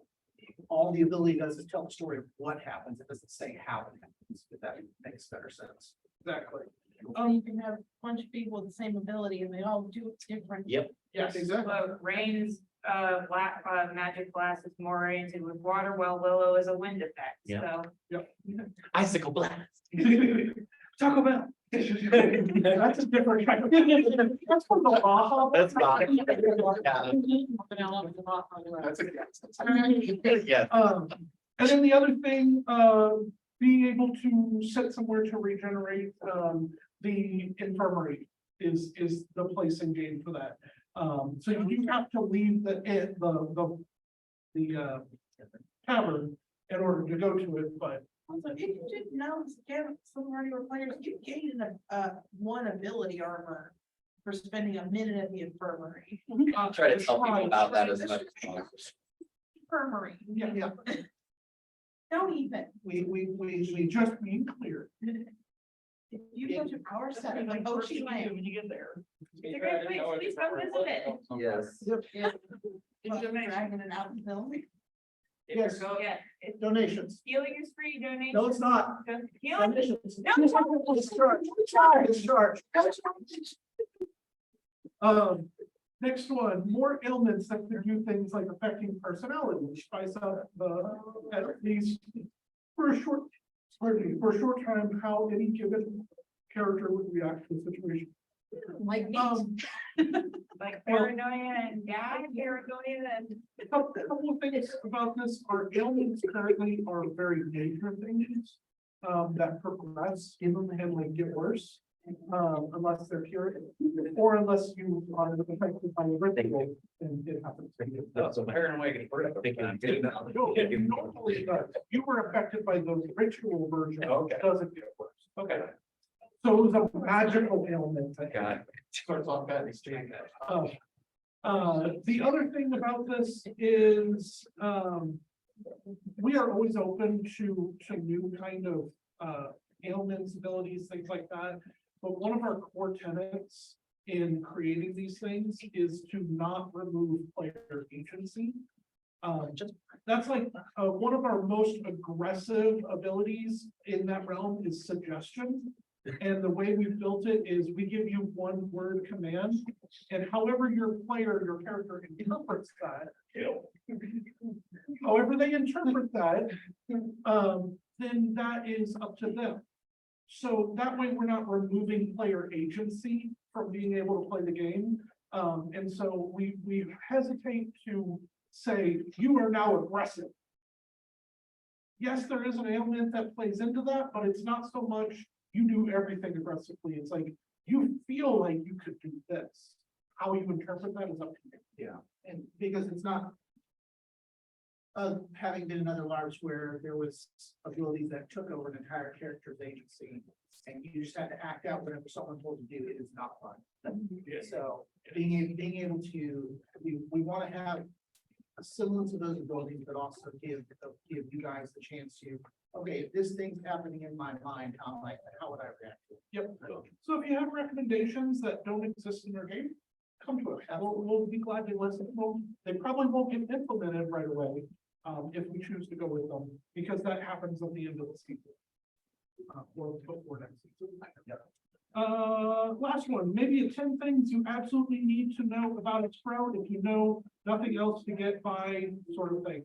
I have a plan that I'm proposing to the GMs for this. It's something that'll be in game and out of game. And yes, like, these are the kind of things that we're working on to try to help round out knowledge in our game, so. We're good. All right. Yeah. Okay, so we have some confusion on the recipes at the last event that I wanted to ask about. Okay. So, Larkin is not part of the guild. Yes. I am apprentice level for recipes. How do I move up to be able to buy journeyman recipes? Or do I never get to because I'm not part of the guild? No, so what you can do skill wise versus your job are two different things. You have the skill of an apprentice, but you don't have a title of an apprentice. You can increase that because it's an ability. You can upgrade abilities. So all you have to do is spend the civil service points to upgrade your abilities. So I would upgrade that apprentice recipe to a journeyman recipe, Yeah, and then then buy you- the journeyman recipe and move on. Well, then you can craft journeyman. Right. You can buy any recipes you want, but you can only craft the level that you want at. Right, then right now it's apprentice, so Yep. so I would use CXP to move up to journeyman. Yep. Okay, And depending on the number of ability upgrades you've already done, can't remember anything that large enough. No, not recently, no. So then your first, last year. oh, well, it's the total number on that character. So if you've done no ability upgrades, your first one is 6 civil service points. Then your next one is 10. Yeah. I upgraded Blink last year. Okay. Depending on the number you've upgraded, this would be the next one in line, it would be equal to. Nice, everybody. nice infographic on it on the website. Okay. I was trying to, yeah, I just wanted to make sure we can still buy higher recipes after we've upgraded, yeah. Yeah. Good, 'cause- oh, my other question, real fast, Oh, that's good. barrier, can I buy barrier from somebody? You can buy an item, Effect, yeah. and how long would that last, just the one time that I? Yeah, every crafted recipe lasts one time, unless you get an artifact that does that thing. Then it has a certain repeatability. I got one of these. I was gonna ask, so could you perchance next one buy or build some barriers for listeners to buy? Do that in character. Yes. Yeah, now. Mark wants to buy a barrier. You know, that Ray teach you how to make a I berry. can reach you, I just feel. Yeah. Just those you know. Awesome. Those, you know. So, let's go ahead, that is all the questions that I have here. For time's sake, we're gonna go ahead and jump over to Brad, who has some questions about food. I always have questions about food. I have one hobby, man. I wanted to start with an apology. You guys might have noticed there was quite a bit of a clusterfuck happening. The first couple of meals, this is twofold. We figured out what the two reasons for that are, and we will be remedying that. It should not happen again. If you pay for food, you will get food. And you will get enough of it to like fuel your body. People eat a little more than is typical at these events because we're more active. So, thank you guys for being so patient with me, and I'm so sorry, so many of you just didn't have a satisfying meal. It's the opposite of what we wanted. And then we had a couple of questions. We had a community pantry and a community fridge that went almost entirely unutilized. Is it because I had a like sign on the door that it was for kitchen staff and you guys were afraid to go back there? Yeah. Put the pantry up front. Okay. Yeah. Good. Like, it's just being intimidating. We can fix it. All of my, because all of my the snacks were on my table out in like, we got those eaten. Great. That's, Yeah. we have two Yeah. rolling tables at this venue. I will just put one out there with a sign that's like, help yourself, please snack. At the first place we were at, the that big fridge was out in the tavern, is it possible? to keep it open? Yeah. We can, we can ask, but I don't. And we can make another little sign on the pantry of like, there's a fridge too, help yourself. You guys absolutely do not need permission to refill your water bottles. I don't want you dehydrated. I just don't want you trying to bake while I'm cooking for you. Right. If you need to enter the kitchen, just let Ren know, hey, I'm doing this, so you know, that one there where somebody else is in the kitchen. Right, like, don't speak up on me, you know, that's all I care about. Don't talk to God. Don't do your job. Also, don't stand there looking through the window, just watching. Oh, it's creepy as heck. Don't stop. It actually, like, as a human, it makes me very uncomfortable. It's not an open kitchen for a reason. Find other things to entertain yourself that can't. Go stare at an in-game, another. You can look at me all you want, guys.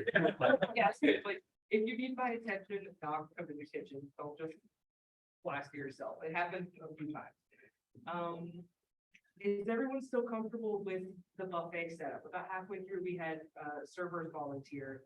I think that made a really big difference. Like, I'm comfortable with that. I think the serving went well, and I sure didn't mind serving, I'd be, you know.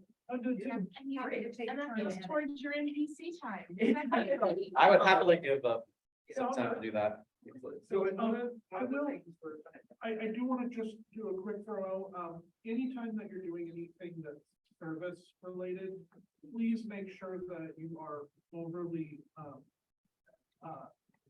connected to the person that if they come up, if they're doing something that maybe isn't what they're supposed to be doing, like they start serving themselves, please just say, actually, here, let me get it for you. Try not to be abrasive about it. Yeah, customer service. You did I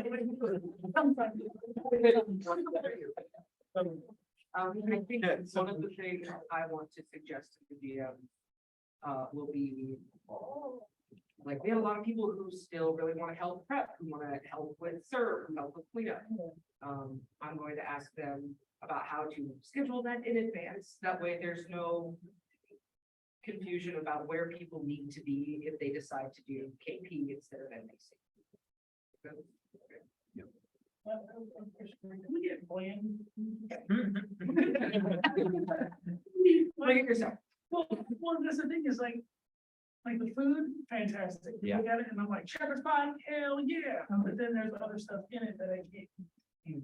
And I love it. I love all the work that you put into it, you know, much love and respect, but I can't eat half that stuff. I know, I should bring my own potato pot. I love you, man, but we have a fridge and a pantry. I know. It will not hurt my feelings if you don't buy a ticket. With that being said, please continue to give us feedback. Oh, absolutely. Yeah.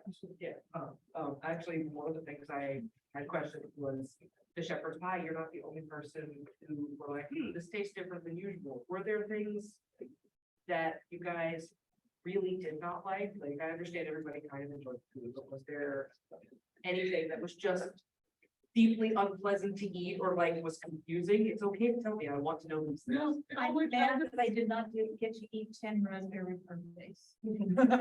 Me too. I unfortunately didn't fall victim to this. Remember that crock pot you had that you filled with more of like the dulce de leche? Situation. Oh, the little. The tres leches. Yeah. Yeah, was that queso or was that tres leches? The crock pot was queso. Oh, so for a moment, I was like, oh Absolutely. man. The Velveeta and Rotel was for depends tres on what you're talking leches, the crock pot was queso. Okay, no, I was like, they look very similar, and I'm like, I do not want to make this. There is limited food. So I had a menu printed and for a couple of the meals, I have like little chalkboard signs that were out on the buffet. I think I will be more proactive. That way things like that don't happen again. I was like, Yeah. taking the queso anyway. Like, It's also okay to just ask. Like, it's not gonna hurt my feelings if people are like, what the heck is that? I make things that people have not seen before sometimes. Totally valid. Perfectly getting. You know, yeah, I had a couple of comments like quinoa was a new one for a few of our players. Yeah, I want the rest. Fine. It's really easy. It's got like 6 ingredients. That's And then, were there any aspects of the meal that you guys enjoyed? Like, I don't particularly love the taco bar, potato bar, customized building yourself aspect of cooking, but it is the kind of thing I will continue to do if it's benefiting our players.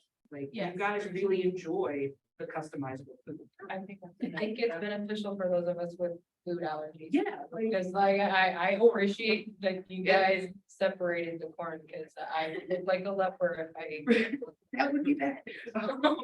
Okay. And for those reasons, I mean, only share what you're comfortable with. Obviously, if you do have allergies or things we need to know about, please tell us. Oh, yes. Because we want to take all of that. I have a running list of allergens. I don't even bring them to the camp if they do not get used. I didn't know you were allergic to corn. If I had, simply wouldn't have been on the menu. It's not, I have to actually eat it for it to pull my face up. So I mean, it's one of those things where you can serve it there. I just don't eat it. Just for clarity's sake, is it corn unprocessed or corn and processed corn? Like corn syrup or? I struggle with corn itself. Okay, And I can eat like things like popcorn and corn chips, but only in very minimal. Okay. I have noticed that salt makes it worse.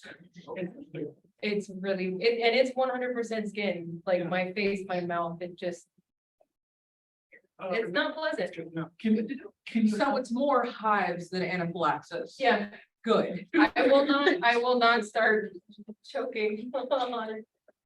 I have a good time. No, like I said, I look like a leopard. I mean, because it looks like a good cold source coming out of my mouth. I mean, like something out of a horror film. I. Let's find out. I mean, there was a book, how hard it is then for you to do deconstructed meals, like if you say. Took the shepherd's pie and had it deconstructed where people put it together what they can eat, just as that was mentioned. You know, as one Some that things that was. can be pretty easily deconstructed, like the taco bowl, and I could have easily done a vat of. You know, pot pie filling and a tub of old cheesy potatoes, but. Without going through and listing every single ingredient that was in that pie filling, I think it would have presented the same problem. And the way I cook at this amount of food, my ingredients list can change the day I go shopping. Like, we were meant to have a couple of things that we simply didn't because they weren't available. Yeah. So I came up with something else. So I think the key is if you buy the meal ticket, you must tell Ren what you cannot eat so that she can plan around that. Yeah. And I think that's the most important. Well, not that, you can always ask, you're an adult, you know. Yeah. I'm an adult. Yeah. For those of us Yeah. who don't remember to ask, so like, I'm definitely allergic to walnuts. They will kill me. I do not eat brownies and banana bread, no matter how delicious they look. If I didn't make it myself, I'm not risking death for banana bread.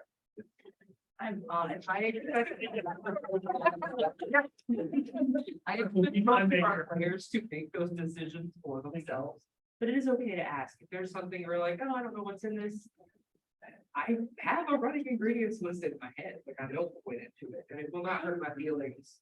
If someone's like, oh, I don't like that, or I can't eat it, or like, I want people to eat. If you can't have the shepherd's pie, I will find yourself else to eat. I don't want you to go hungry. That's plus, smaller request for a breakfast item, I would go cinnamon.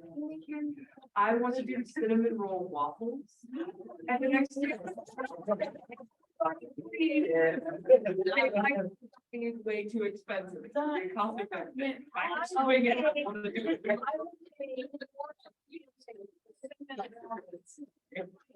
One more question from you guys.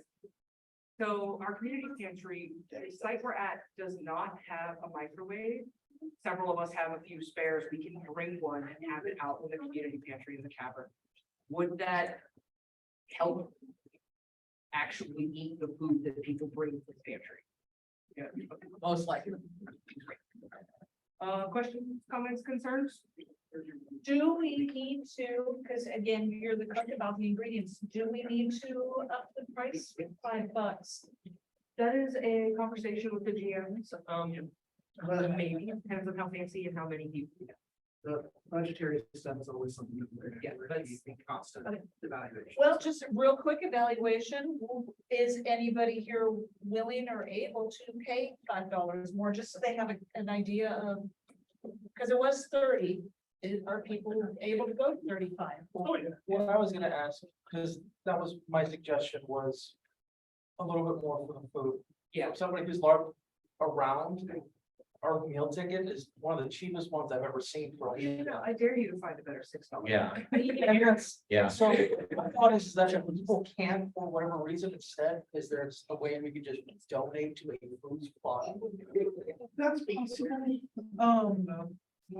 Last year, there was a few people that weren't able to buy meal tickets, and some people had purchased them ahead of time and said, these are for whoever needs them. So if you want to, feel free to buy additional meal plans and donate them.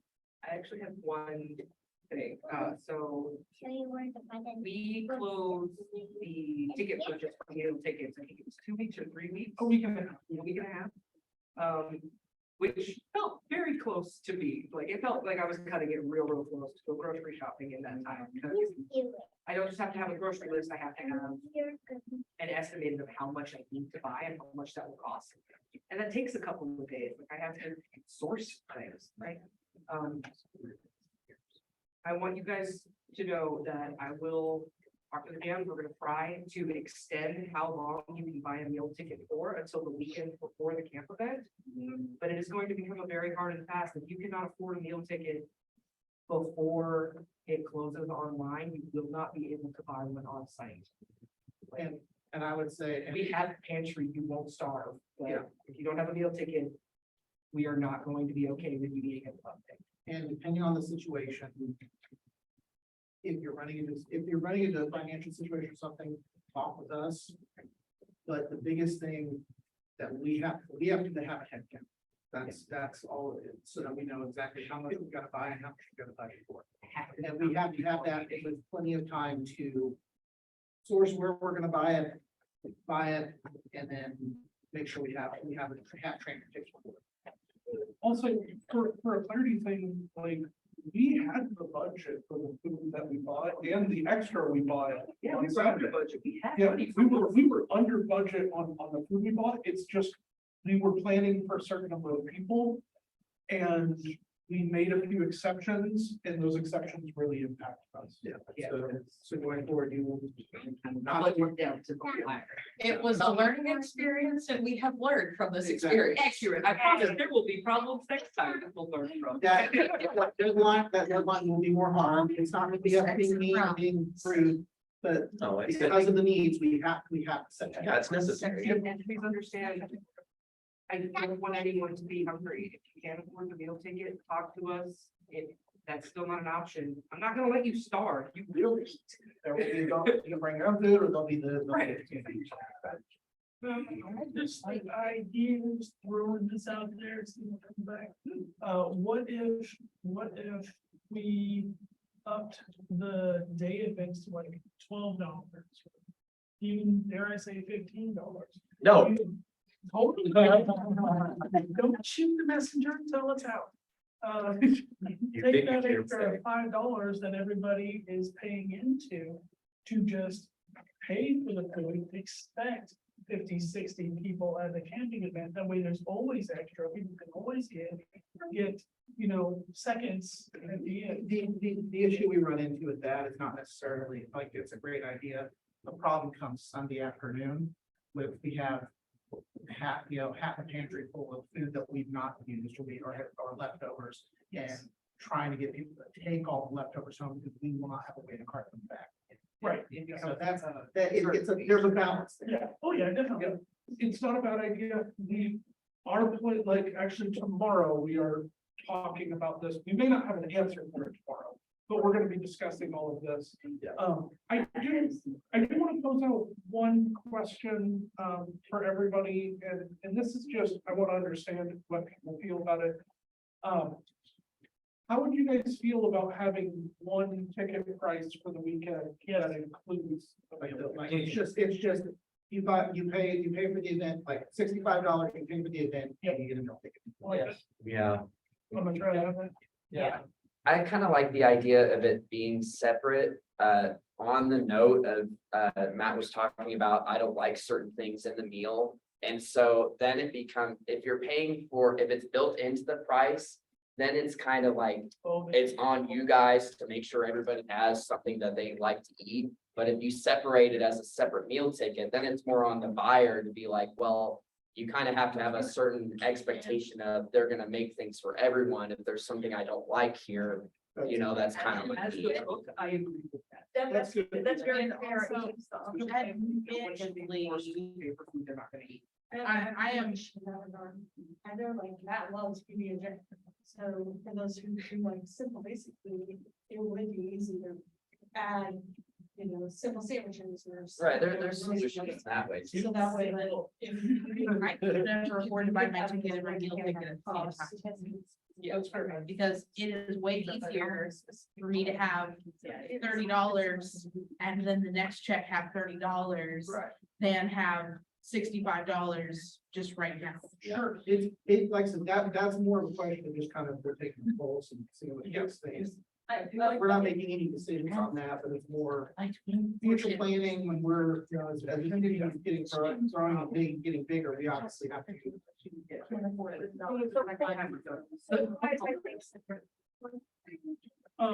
One thing, also keeping it separate because season pass. Yeah. Right. Yeah, if we were to combine it, then that would be added to the season pass price, but yeah, like keeping it separate is not a bad thing, just holding and understanding. I will tell you guys, as soon as we have a menu for the next one, that ticket will go up, which will probably be a couple months in advance. So get your ticket earlier rather than later. Assume Brent doesn't have a list of things they're considering. Because there's, Oh, no, they're considering, they're just not final. and I will say this, if for some reason you pay for, we run a pretty, I've already got ideas, don't worry. we run a pretty straightforward rule for the financial part of this. If you guys pay for tickets and for whatever reason you can't make it, we will get you, work to get you a reimbursement. But we just have to, we have to have that head count.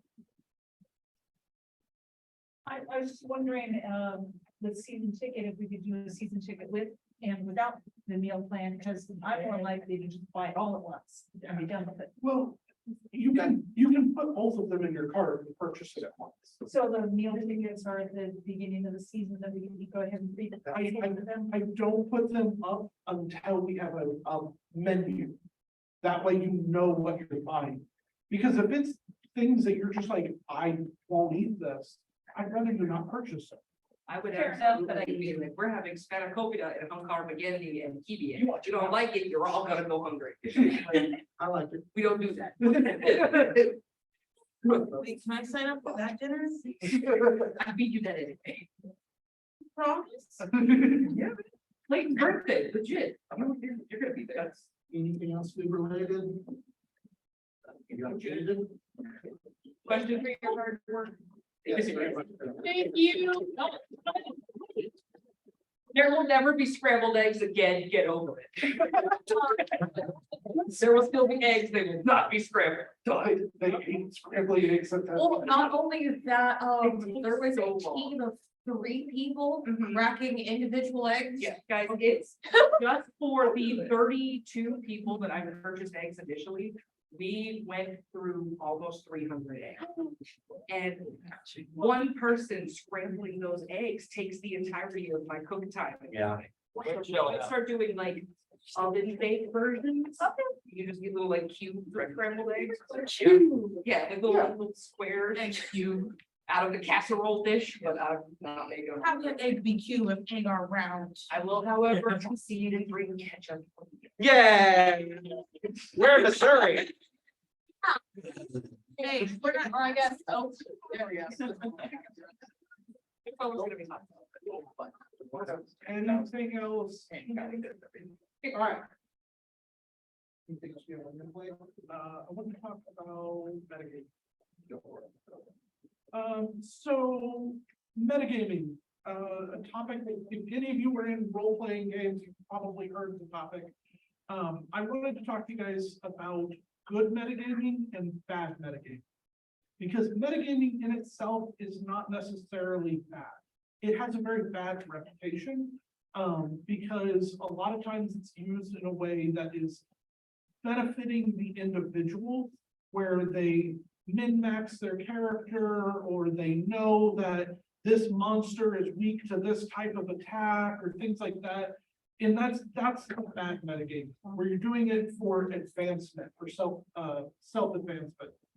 Good metagaming is whenever you know that there's going to be a fight later, so you just make sure that players are healed up and they're repairing their equipment if they need to, encouraging the community, encouraging the gameplay forward. That's not to say that you can't play Clumsy mage. Yeah. You know? Or self-serving road. Or a self-serving road that must get paid. But Or bar. It's a cleric. yeah. But just be aware that if you're making a decision with out-of-game knowledge for your own benefit, that's the bad metagame. Specifically knowledge that while you as a player know that this is the case, your character would have no reason knowing it. A good example of that. Rain, scene. Yes, is Esty, Yuffie, like oh, I need something. Oh my gosh, I'm gonna come help you. And then you bite my arm off. Caleb was like, oh, I know something's wrong with her. But Ray did not, so he went. Final arm count on Yuffie, because she also ate my arm. Well, yeah. I got 2 arms before I went down. Okay. It was not very strong luckily, but I. You got my lip. Yeah, I was on the ground crawling and she just walked by me and I was like, okay, consume live. All of Calora's lips. That was the goal there. I only was missing my arms. I was out there. Yeah. Yes, you were. It took me a second to notice. Oh, yeah, so You just say- you have something to say, right? Oh, I just wanted to point out, I think when I had a lot of suggestions for the ability edits, Yeah. that was a big thing I had in mind with preventing people from trying to do that. I think you guys did a great job with how you changed the abilities to prevent that. You know, as a new player, I kind of struggle with that. I'm a gamer, you know, so I wanted to game it and everything. And it took a little bit to like recognize that, hey, like, it's a big part of the story and the experience for everyone, for you to be in your character and to not know certain things, and to be clueless in areas where obviously everybody knows what's going on, but you kind of have to pretend to, you know, have that willful suspension of disbelief, you know, you don't know what's going on in character. So that is very important for everyone's experience, not just your own. And really, personally, for me, it's one of the situations where I find the most fun I have is RPing. When I'm RPing, I know this is a bad idea, but my character, you know, not really, this, Imin's going to steal from Sulia. Like, it's a bad idea. I'm gonna go to jail. Yeah. The character would do it. I So just love yeah. Rick, I just love the absolute coin flip that is Amend and Simon. That is, I support Sulian. I want to make sure he does his best and I'm gonna rob him. I'm my very first law character ever played. Yeah, Emmett was his original character and Simon was, hey, we're doing this new system. I want to play something different. So along with this metagaming, guys, that comes with the concept that nobody wins that one. Yeah, it's not a win. This is not a win, lose. Okay, you can lose. Is that really long? Context. Hey, no good story ever happened where everything went right all the time. Right. Exactly. That's great. And so with that, Same reason you don't bunch your D&D roll. yeah, don't put your roll, take your hit. Yeah. If you're in a fight and you get hit by a sword, take it, count it. It's okay if you lose count, but just try to be honorable. And even if you think, well, they didn't really give me the hard ticket anyways. Great, I love it. Yeah. I finally get a break. That's something, sometimes we need to touch base on, probably even at the next event, is to reiterate what happens when you take it. Yeah. You know, you get into like, you lose that ability that way. You hit the army, you lose ability that way. Yeah. Some people need a refresher. No, kind of on that topic, with the limbs being consumed, there were some statements of, hey, don't hop on one leg, or people not wanting to drag their foot or something like that. There's a difference between, dragging their foot in a, like, turning it sideways and dragging your foot, or just planting your foot and dragging it behind you. That's what we talk about whenever your leg being wounded, is just plant your foot and just On a limp almost. yeah, Don't drag it at all and just walk like you have a sprained ankle. that works as well. We're LARPing, we're not making a movie. Right. Not yet. Yeah, and the other thing, there's the reason why we don't want you coughing, obviously, is safety. Yep. Yes. Fall over. Same thing with kneeling, because I know in some LARP groups, you kneel whenever you lose a leg, so you don't have mobility anymore. You are gonna get I'd like pulled over. I'd like I'm pretty to sure speak in those about an LARPs. experience I had in Asgard at one point with it, the C group that I was with. I was a healer in that, and there was a boy, he had his knee on the ground, and I was in the process of healing him. And this big, huge guy comes running backwards, falls right on top of this kid that I was trying to heal, broke his arm. And so he was not able to move out of the way in time before this gigantic man fell right on top of him and broke his arm. Real traumatizing for me because I'm sitting there, I was supposed to be healing him and. It gets worse. Yeah, it's a situation In that not frame- point your knee. in that frame of mind, thank you to every single person that were like, hey, please don't do that. It's a safety thing. I have not gotten one person go, oh, well, that's stupid. Though everyone's like, oh, okay, thank you for letting me know. And then you just continue on. Everything's fine. There's no. Yeah. There should be no shame in being corrected in this. No, and thank you for bringing that up. I will say there was one statement in our feedback that somebody said, you're making a bad example to somebody. Please do not phrase things like that because that is very aggressive towards this kind of thing. Just ask them, hey, be aware of what you're doing. Please don't do that.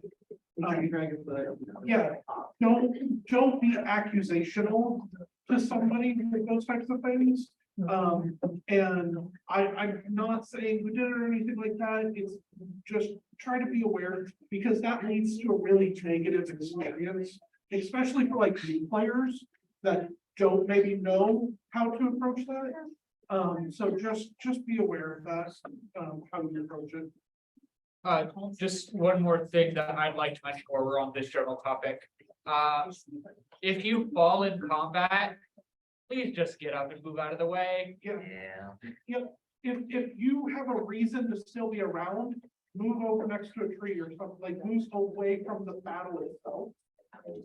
Don't worry, we're not going to confuse this dead body for any other dead body. It's okay. Track of the corpses. Yeah. They have. At the same time, if you're on bleed, if you're down, you're on bleed out. Everyone else that's around, again, keep an eye out for people laying on the ground and make sure you move combat away from the individuals. I'm gonna work. I love you all.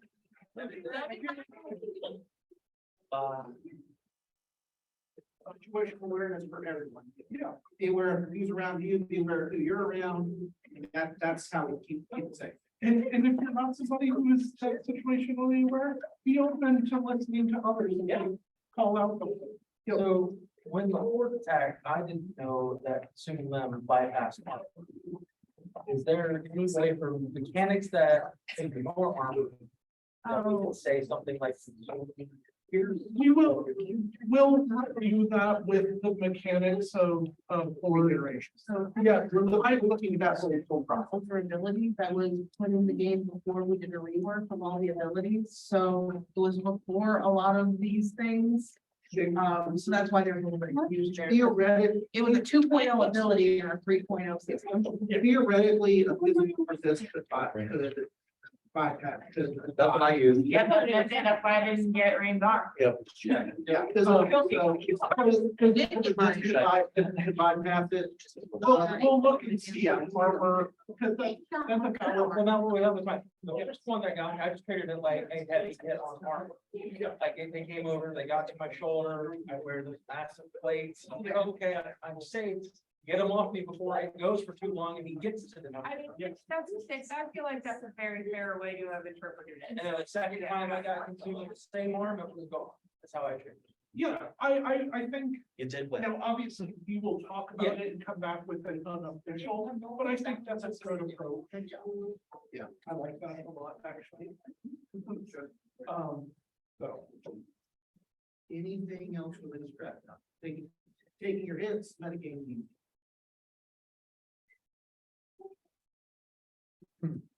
Yeah, the top topic thing, that's the thing is, how do you guys feel about the chess in general? Of the game? Like, do you like having chess? Yes. Yes. Okay. We know your opinion. I've only ever found one chest and it maimed all my limbs. I found, same, my first chest, found my first Yes, chest so there's no. for 3 years, I from don't my even look first for one, 'em anymore. and it was hateful to me. I think there's certain people like me who just once in a while like to go in the woods and have a purpose for wandering, especially the day events. I like hikes, so that's, for me, it's game. Yeah, but like, if the event starts at 10, by 11, there's no point. But just get replaced out. Well, they don't. Not, we don't always have the time. That's fair. Yeah, Like, we try to hide them so that they can be found throughout the day, but but no, by 11, there's no point. I think, would it be maybe feasible? But Yeah, you should be ashamed. Maybe by when you're done. The issue you run into that is additional resources. I'm throwing this out as an idea, maybe as like a merchant skill quest. It's like, hey, there are a bunch of chests that the merchants are storing their coin in and they want hidden. You as a money go hide their chests. I think they have way too many items in them. I think a better solution would be have one staff member designated to hide chests throughout the day, more chests with much less loot. And so it's not a big deal if people see them putting out the chests or whatever, and more people are getting chests, and we don't have people saying, oh, well, he's watching them and getting all the chests beforehand and. Yeah. I volunteer to do that. If so you you don't have just to. did not make that big of a difference in having resources, no one would care. Like, I got Someone would be able to too find many. all this chest, and I don't keep, and I'm not over here going, man. I really wish I could get something going, but I can't find any chests, I can't loot any bodies. And no one will buy from me. Be hitting you up, woman. Well, most likely what's going to happen is I'm going to roll, get another set of, I got 3 of a kind and 3s. So Which is great poker hand, really bad, Merchant deal. merchant deal. That meant I had land. That I think. That's what I need too, yeah. Yeah, hands up, all merchants. Hands up, all merchants. chance find out who your factors are too. So Like, I've got this, because again, that hint I'm dropping. It's important. Yeah, Get to know your merchants, because there's a reason why we're asking about chests, there's a reason why we're asking about resource, how much we're putting out, there's stuff like that, plot related stuff, so. well, we talked in game on Sunday, anybody that was part of that map, council thing going on. Yep. We talked about a blockade. Yep. Like the Desjardins and the Renaults have blocked, in the Vertigron, have blockaded the coast. So we're getting nothing. We're from that inland. side. They are Yeah. coastal. So it's not saying that we won't get anything, we will, but that's gonna be part of the plot going forward. So what if, for the chest, what if there was different tiers of chests? So turn the finding the higher stuff with a rare chest into a skill, all the treasure hunter. Give somebody a skill use, so way everybody can find the basic ones, I like that. and then for the higher ones, so maybe like there's I a really tan like that chest, idea, there's a brown chest, there's a gold chest. 1 gold chest in the event, 4 brown chests, and a bunch of the tan ones. We've got, And instead of having the items in them, they can turn them in with a little scroll that says this chest has these items in it. They can bring it to you guys. That way the chests are being turned in. You know how many has been It's a lot. turned in. to have them turn in and collect is more work, but we'll talk. There's some merit to the idea, we do have an ability, lore resource, one of the ways we can, with the lore abilities. Again, if there's a card in there and you have that lore ability, you can utilize it and get that, whatever that bonus thing is. So there's ways we might be able to do something similar. Yeah. Yeah, that's That's not a bad idea. Yeah. So with that being said, guys, we will take all these ideas around treasure chests and we're gonna discuss them. Don't necessarily expect there to be a change immediately. This might be a thing that doesn't change until next Conversation. But yeah, I will, so I was just like in character of like, I'm gonna go, I need a sit. And so I went and it was like, there's a cool stump. I went to the stump and then right at the bottom of the stump was the first chest I've ever found ever. And my heart went, what? How exciting. So that was very exciting. And then I opened it and then I blew my arm off. Yeah, Hey, we're already sitting down. yeah, yeah. I know, our arms. Yeah. I got my legs blown off. Oh, gosh. I got everything. Yeah. They all live. Mine are all being here yesterday. Luckily, I was fine. This doesn't have anything to do with anything.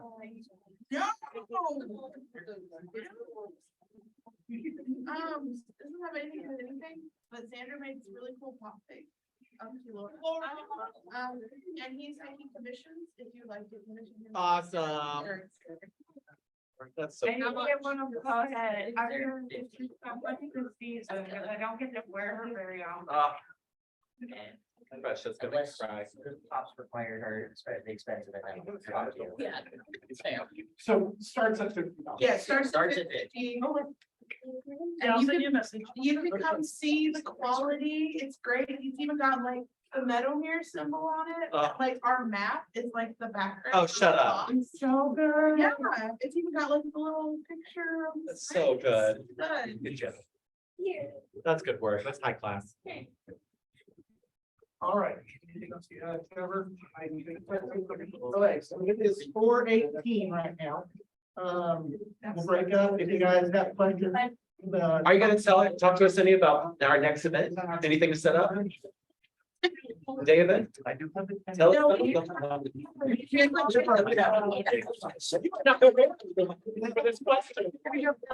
Since the camp event, you know, Okay. we've got ideas, but yeah. You're supposed to prep us for the next event of these things. I will tell you, it's gonna be in building work. The story is going to be about this. Things are gonna be escalating until the next camp event. You guys are gonna have an opportunity to make a major impact. I know. I will say that this will be the last day event that I will be playing poet. So. Just this season? I just, I Okay. wear costume, during the hotter months, No. Especially with baby on board. Please don't. So it's going to. No, she didn't. Deirdre. Lady. So she's taking a break off screen for a while, so it's story elements that you need to do with poet that hit her up. Fast. Yeah. All right, if you don't have anything else, we'll break up. If you guys have any- One last thing, I'm gonna lay these out on the table. If you guys happen to wander by and go, oh, I know who that is, what that character's name is, you could write it down. So what I'll do is just private message me if you guys want a copy of the photos. I'll let you know how much it is once I figure out copy paper and stuff.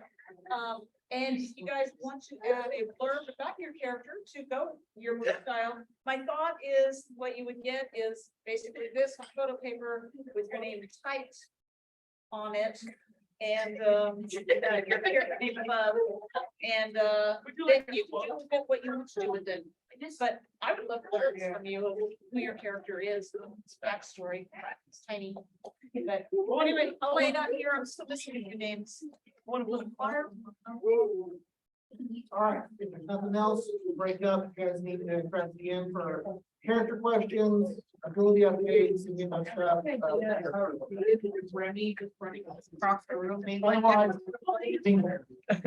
I am gonna be stopping the recording. Did we decide abilities for the camping event? Yeah. We want to know. But, we're gonna stop the recording now. Bye, Jacob. So, Goodbye.